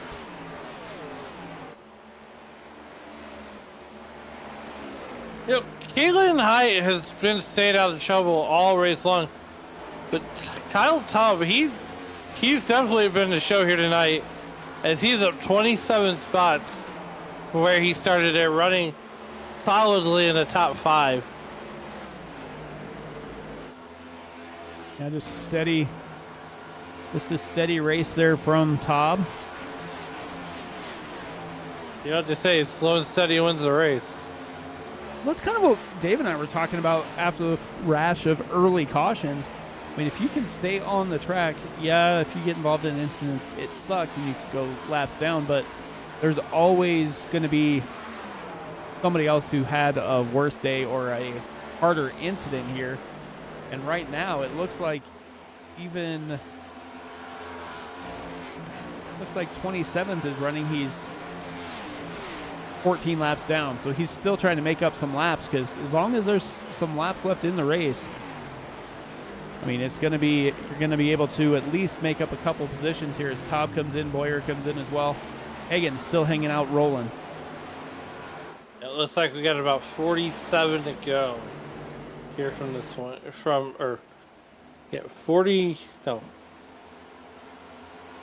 47 to go.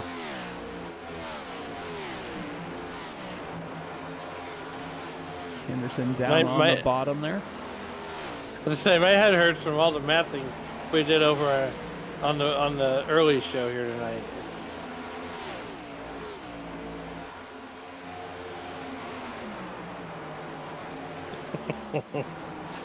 Don't forget tonight or tomorrow night at 10:20 Eastern, you can catch myself and Mike Damani as we bring you all the action from the cards and stars of the Western States Racing League on Sim Racing Media at 10:20 Eastern time.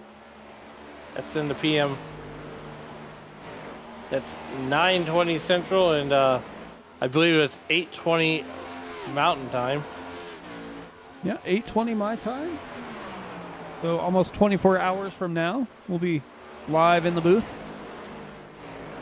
That's a great series to watch. I highly recommend it. Everybody in the East Coast, you'll burn a midnight oil about the biggest sun. But I believe they go 64 laps at Pocono tomorrow night. Oh, the tricky triangle. Always fun. We always see a first-time winner there. And here comes the number 90 car on the pit road. That's Dean Clavitt coming on pit road. John Hagen on pit road. Well, Dean Clavitt's he's still on the racetrack. There's that number 90 car.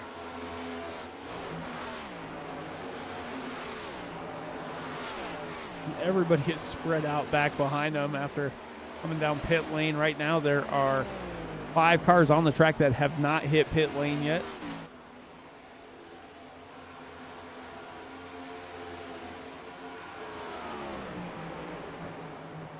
I just wonder if they can go from here.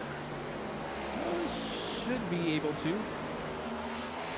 Might be close, but it should be able to. I wonder how many guys go on the Maxwell House strategy and get it everything from to the last drop.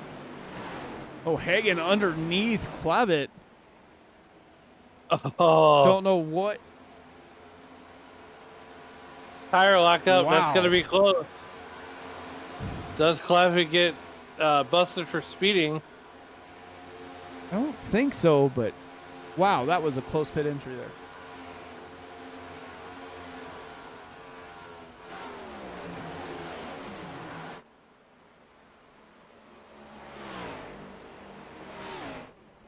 That was super close. So Dustin Hall running a little bit different pit strategy here, as he is still out on the track. Last pitted on lap 114. So he's hoping maybe to see a caution or something and everybody come down. Doesn't want to see one fairly soon, though, but we'll see if he comes down now. Dustin Hall, does he make pit road this time? By he's gonna get on the binders and slow. No, that looks really good. Yeah, it looked fairly good there. And now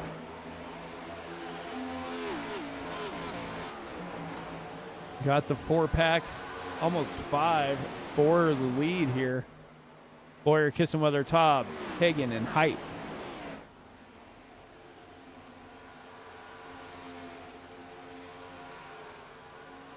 You know, it's almost like these guys have been inseparable all night here. We have 41 laps to go here, and this one inching our way to closer to lap 208.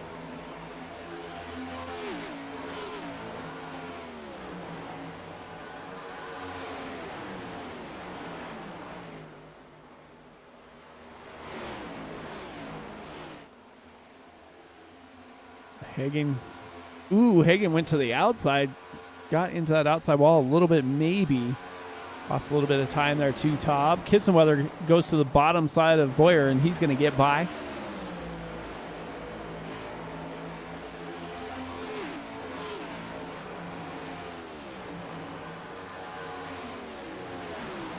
Hagen gonna. Looks like he decided to draft back behind the U.S. Air Force number 16 Toyota of Kyle Taub. If he's going to be able to make the pass coming into one, he has a huge run now. If he's going to turn down, go up to the high side, he's going to test him on the high side. If he can get momentum here coming out of turn 2, headed down the backstretch. Not quite. That's still such an side by awesome side. view. Yeah, that's such an awesome view where you see the sparks coming off the back of that race car. And that just shows you how bumpy that racetrack is.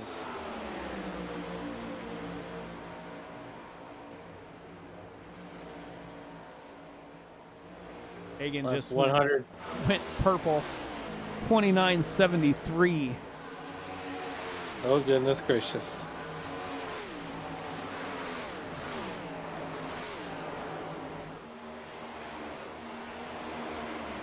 $169 laps in the history books here. About to put 170 laps in the history books.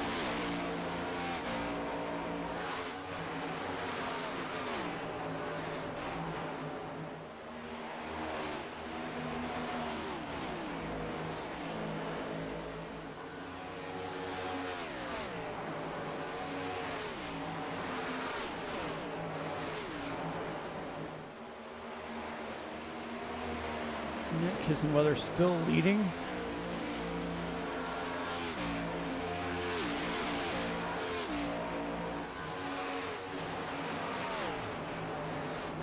Kissenweather looking for win number 2. Won at Texas.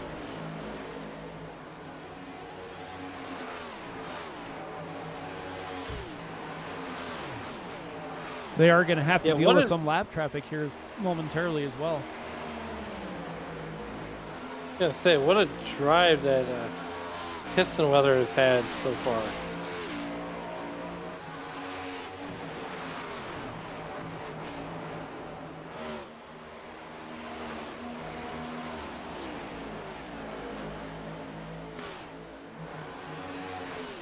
Losing a little bit of ground here on these top 4. All just running by himself out here, just logging laps, which is kind of a, I want to say, unforgiving position, I'd say, because you can't really make up any time because you're running by yourself compared to the leaders who are kind of running together. Almost kind of how you want to do that, though.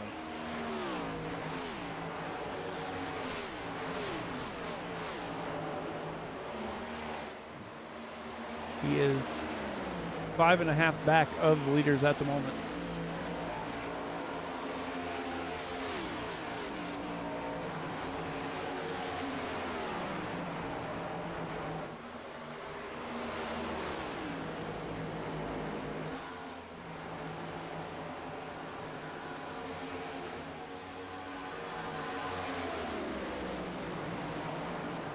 Moves down out of the way, lets the race leaders race around him. Mark Kissenweather looks to be the class of the field right now. We are at 176, 175 laps in the history books here tonight. John Hagen continues to run third, down 1 spot in the wrong direction. But Kyle Taub just keeps picking him up and putting him down. And now Caitlin Hyatt. All of a sudden, that number 3 wheeling machine has come to life. She's going to go to the high side and test Taub up there. It looks like she'll get past coming through the quad oval. Up there on the top shelf where Mama hides the cookies, if you will.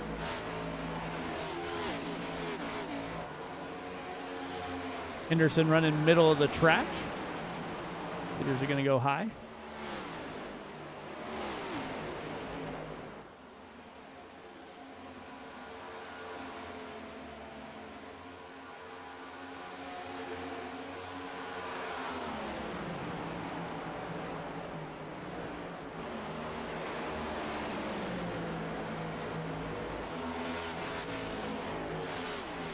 Hagan trying to get by Boyer there on the inside. Gets his nose in front coming into the corner. We'll see if he's going to have momentum coming off. Looks like he'll do just that as he gets by. And he has his sights set on Mark Kissenweather. Hagan looking to get back on his winning ways. Started the season off on a tear, but after the off week has kind of cooled off a little bit here. See if he can get back into that winner's circle. I think he can. Wouldn't surprise me.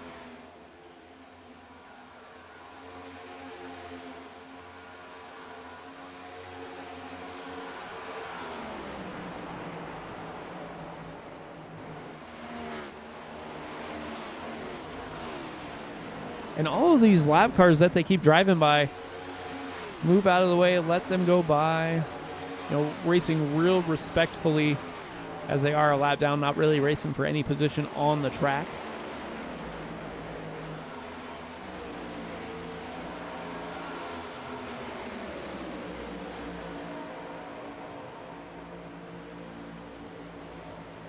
I mean, John Hagan is right there on the back bumper of Mark Kissenweather. Gives him a little shove there. That's just to say, hey, hi, I'm here.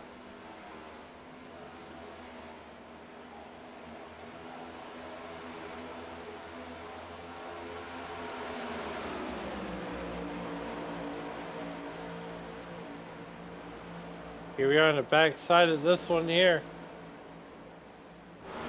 We go to the Here comes high John. side. As I said, John Hagan's going to make the move. He's got a lap car right in front of him. Kyle, I think that's Kyle Taub there. Nope, 95. Tucker Taylor kind of played a little pick game and allowed Hagan to get by. Kissenweather's going to have to play a little defense, though, as the 3 of Caitlin Height was able to work her way back to the battle here. Yeah, Caitlin Height does really good on these, on these starting ones. Wins at Daytona. Wins last week. Got momentum on her side. Road courses are kind of her specialty right now. 25 laps to go.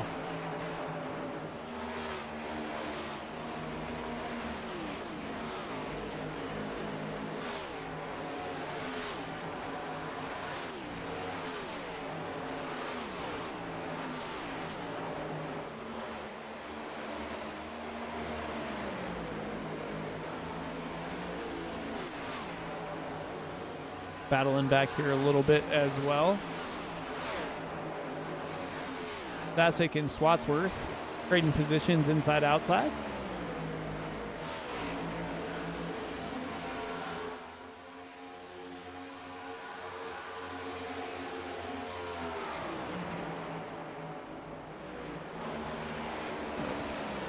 Everybody else is kind of spread out just a little bit.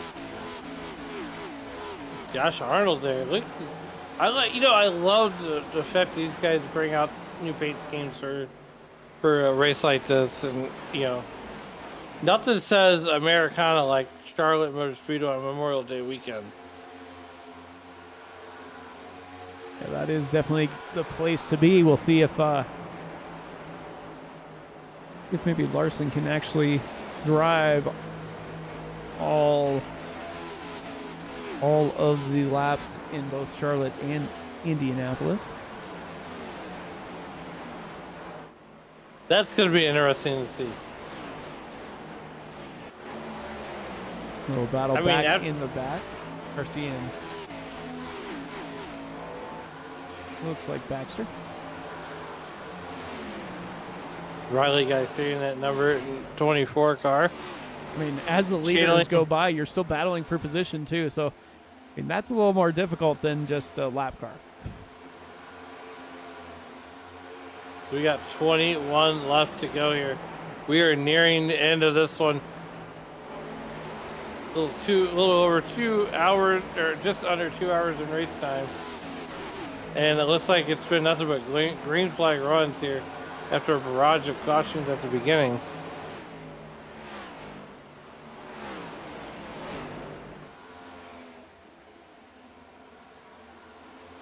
I definitely had a few cautions here and there sprinkled out throughout the first 120 laps or thereabouts, but lots of green flag racing as well. Like Todd's having a little bit of connection issues. Boyer goes to the high side and is going to battle him up there. Touches the outside wall. Still trying to keep momentum here as Cobb's down on the inside, trying to hold sway down there. 20 to go. They get 19 to go. Yeah, 19 to go as Hagen crossed the start-finish line right when you said that. I'm not trying to add laps to you.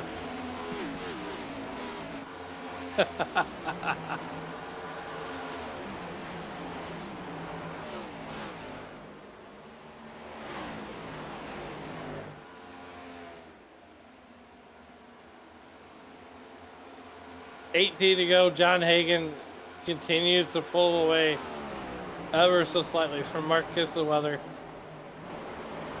Almost a half-second lead.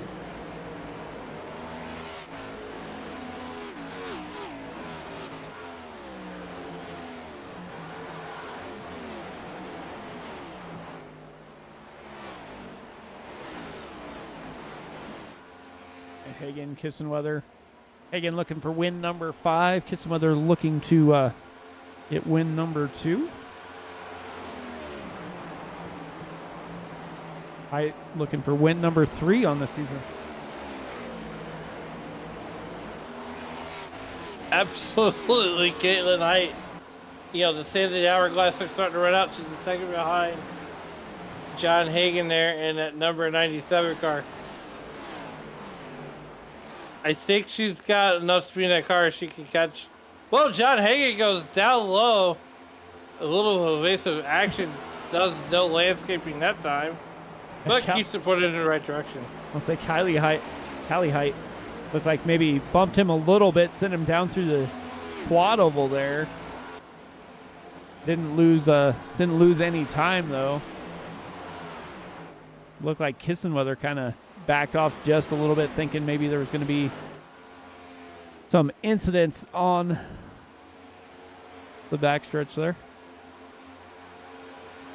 You know, so here's the thing.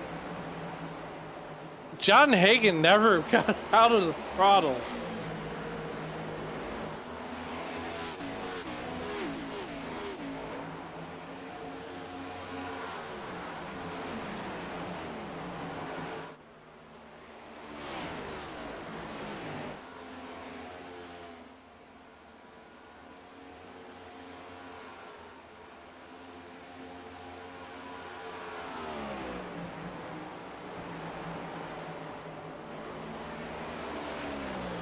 Who else is kind of battling here?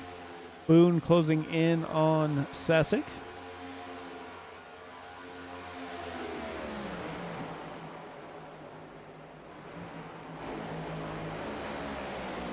There's that 28 car that BFL sponsored. Number 28 of Matt Boone.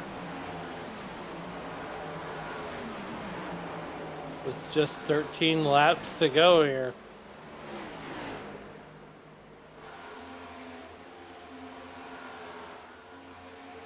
Matt Boone got a little loose coming into the quad oval.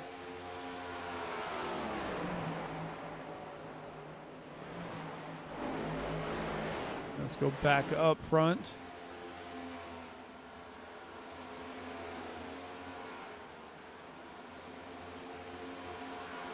John Hagen almost opened up a whole 1 second lead over Mark Kisselweather and almost a 2 second lead over Caitlin Height.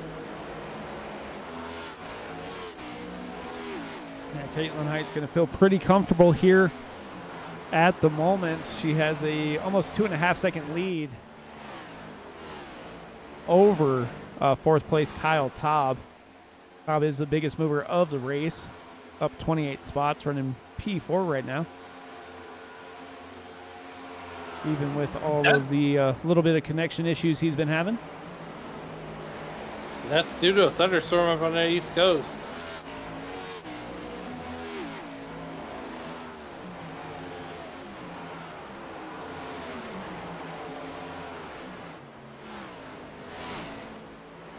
Eleven laps to go. John Hagen opens up to a 1 second lead.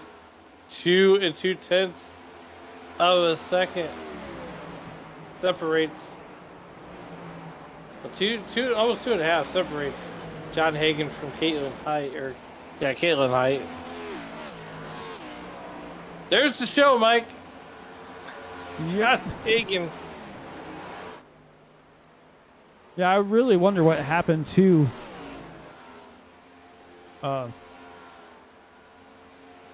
the one of Dustin Hall. He had an extended pit stop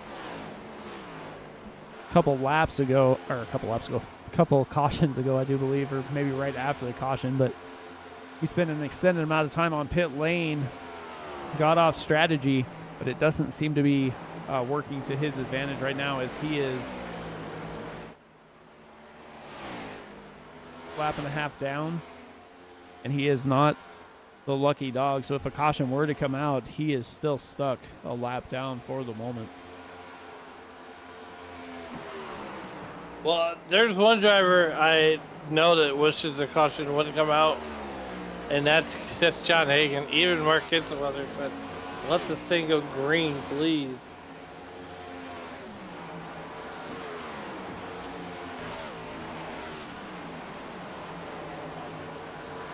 And Jeremy Briault trying to close in there on Boyer.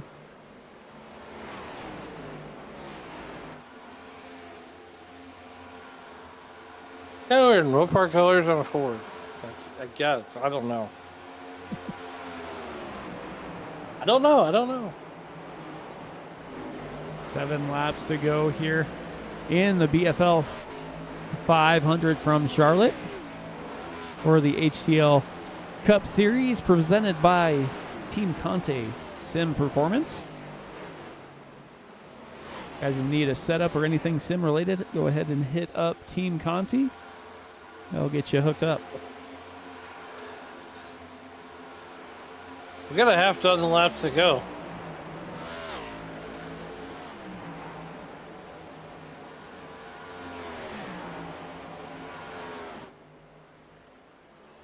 Hagen coming out of 4, gonna get 5 to go. He comes to the start-finish line. I think your voice just went out an octave. You might be a little excited about that.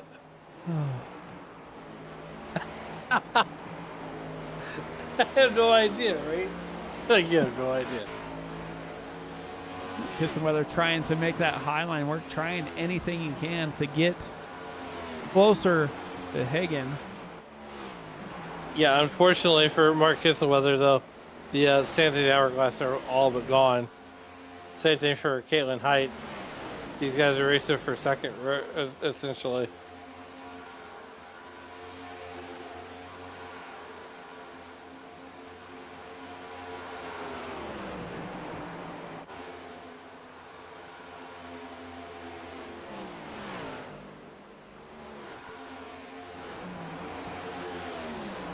Back up here to Caitlin Height with 4 laps to go. Meanwhile, while she's coming through 3 and 4, down the back, through 3 and 4, John Hagen's already going into turn 3 with 3 laps to go. Riley Garcia down pit lane.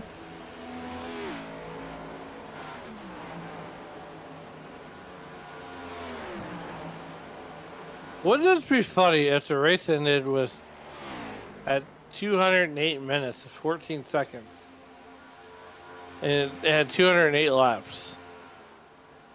2 to go here for John Hagen. Just a little over 2 hours of race time.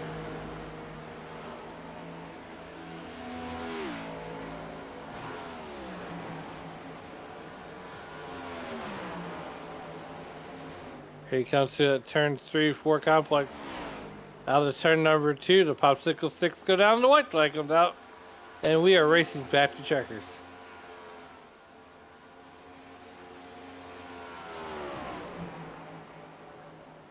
One lap to go for John Hagen.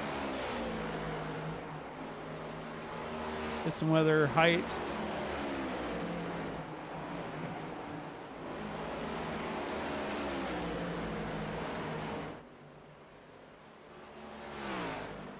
John Hagen out of turn number 4 is going to bring home the victory here in the BFL 500 from Charlotte Motor Speedway.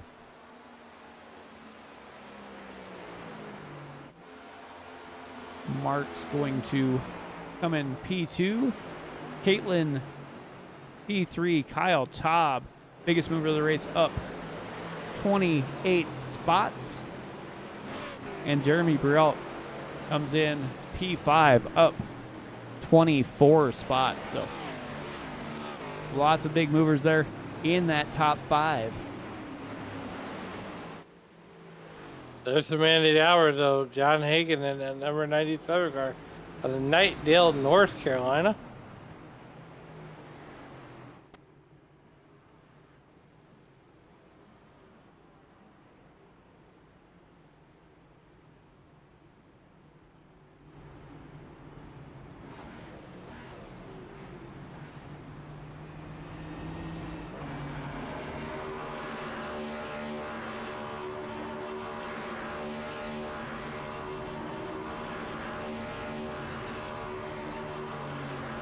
Those are some weak donuts.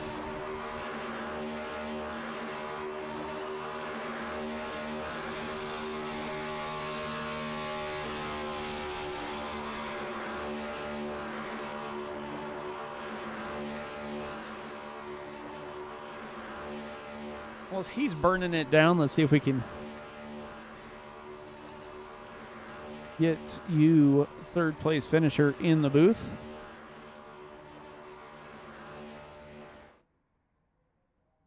You go ahead and talk to Caitlin Allen. Caitlin, it's Alan and Mike up in the SRM booth. How's it going? Oh, hi. Look, you had a good run up, 17 spots from where you started. Take us through that race and what more you needed to finish 2 spots better than where you did, and possibly get past Mark Kissenweather and John Hagen.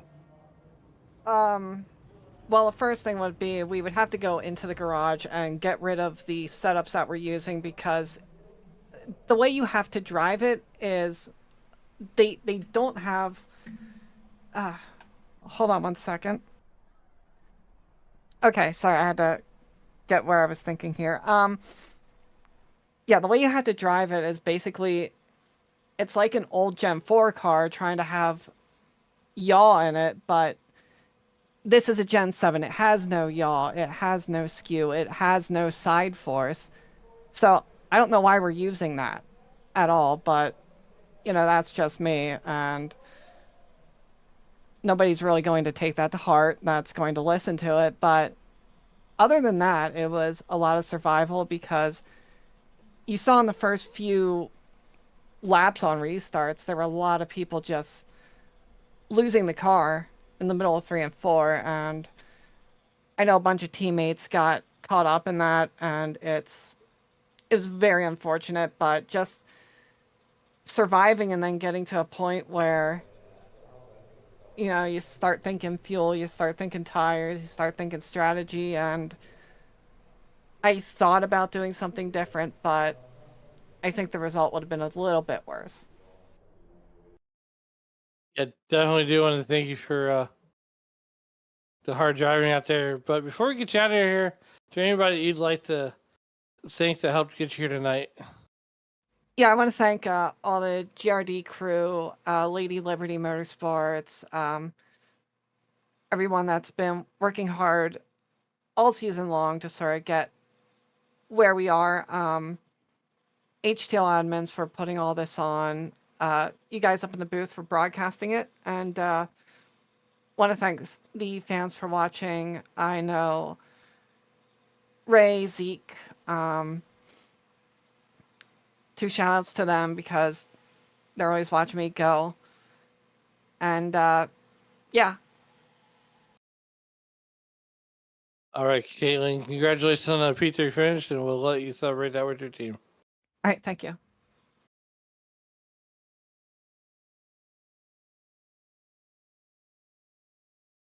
And Mike, I believe you're going to have Mark Kitzelweather. Hey, Mark, Mike up in the booth, man. How's it going? It's going good. How are you guys? Well, not too bad. Well, that was a heck of a run there. You stayed up front most of the race. Anything you could have done maybe a little bit different in order to bring home a victory tonight? I really don't know. John was just way better than me on the long run. Just getting the clean air, coming out of the pits with the lead. Definitely made me drive a little bit too hard and not save the tires enough. So I don't really know what I could have done differently. Yeah, definitely. Seemed like you were kind of just not quite enough for John, but you were able to still come home P2. Had a fairly comfortable lead to that. How was it racing out there? How was the car handling? Oh, it was really good. The setup was great as usual. I felt you could put it on the top, but just roll bottom if you wanted to. The middle even worked a little bit. I thought it was a pretty good setup. Yeah, it definitely seemed that way for you as you were able to bring home another podium finish. Before we get you out of here, anybody want to thank? Any shout outs before we let you go? Yeah, I'd like to thank Coulter's Cards, Go Times Cards, and Tubbs Graphics, and Militia Racing Club for helping me finish second. Definitely, Matt. Well, congrats again on your second place finish, and maybe we'll talk to you next week. All right, thank you. All right. And last but certainly not least, Mike, Mr. John Hagan.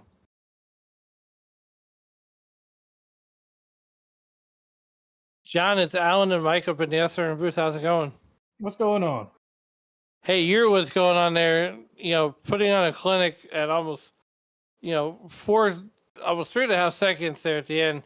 Take us through that race and what was going through your mind as you've seen Mark Kissenweather's car get smaller and smaller in the mirror? I'm going to start with the start of the race. I was just sitting around saving my stuff and not really going any type of bit hard in the beginning, and it showed up at the end of the runs. It's just we had a couple cautions there that cut runs short in the beginning. So I was running second to fifth or something through the first part of the race, leading some parts. But yeah, whenever we got past that like 25 lap mark from the car came to life, because I've been putting extra emphasis on making sure not to use that right front, and it pays off. And then that final run, I built that little bit of a gap coming to the green flag stops, and then did everything to throw it all away on the out lap. And yeah, I don't know. We just battled back, kept saving tire, and put in victory lane. Yeah, I mean, this league, there's 38 cars that essentially took the green flag, and you're the one that said saw at the end. What kind of momentum does this build for the rest of the season?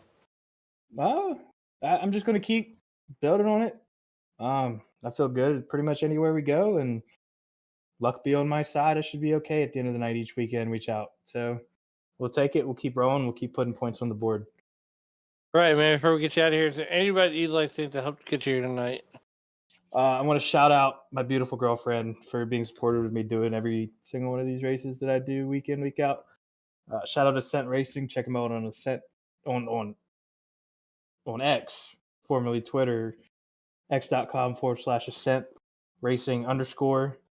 Shout out Eli for putting me in the car, and yeah, we'll go get him next week. All right, man. Well, once again, congratulations on that win here tonight, and go celebrate that with your team.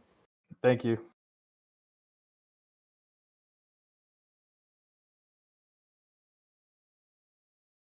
So with that, let's see if we can bring up the race results. John Hagan, Mark Kissenweather, Caitlin Height are the top three. Kyle Taub and Jeremy Rialt, the top five. Bryce Boyer and Zachary Meredith 6th and 7th. Patrick Oberstadt, Dean Clavette, and Josh Arnold are the top 10. Eli Sasek and Dale Markowski, 11th and 12th. Matthew Boone, Bailey Thompson, Chad Swatsworth, Ross Baxter, Tucker Saylor, and Dustin Hall are the top 18. Going back to 19th is Gary Donaldson, Riley Garcia, Tyler Ratcliffe, Callie Height, Alfred Denny, Blake Henderson, Elias Flores, Zachary Apperson, Kevin Gibney Jr., and Carmen Sienna are the top 28. 29, Stephen Oberstadt, Hunter Peach, Alfred Hidalgo, Richard Odie, David Smeal Jr., pole setter Austin Mongold with a rough day there, finishing 34th. Jonathan Adams, Josh Gaiman, Josh Susi, and Lily Sharp round out the field of drivers that took part tonight. So with that, we will put Charlotte in the rearview mirror, and we will head to Kansas next week for 165 laps. I want to thank Alan for joining me in the booth here with the little bit of issue that Dave had with that thunderstorm losing power there. But thanks, Alan. You're welcome. Well, with that, let's go ahead and wrap it up. From all the drivers of the HTL Cup Series and all of us here at Sim Racing Media, I want to wish you guys a good night, and we'll see you next week.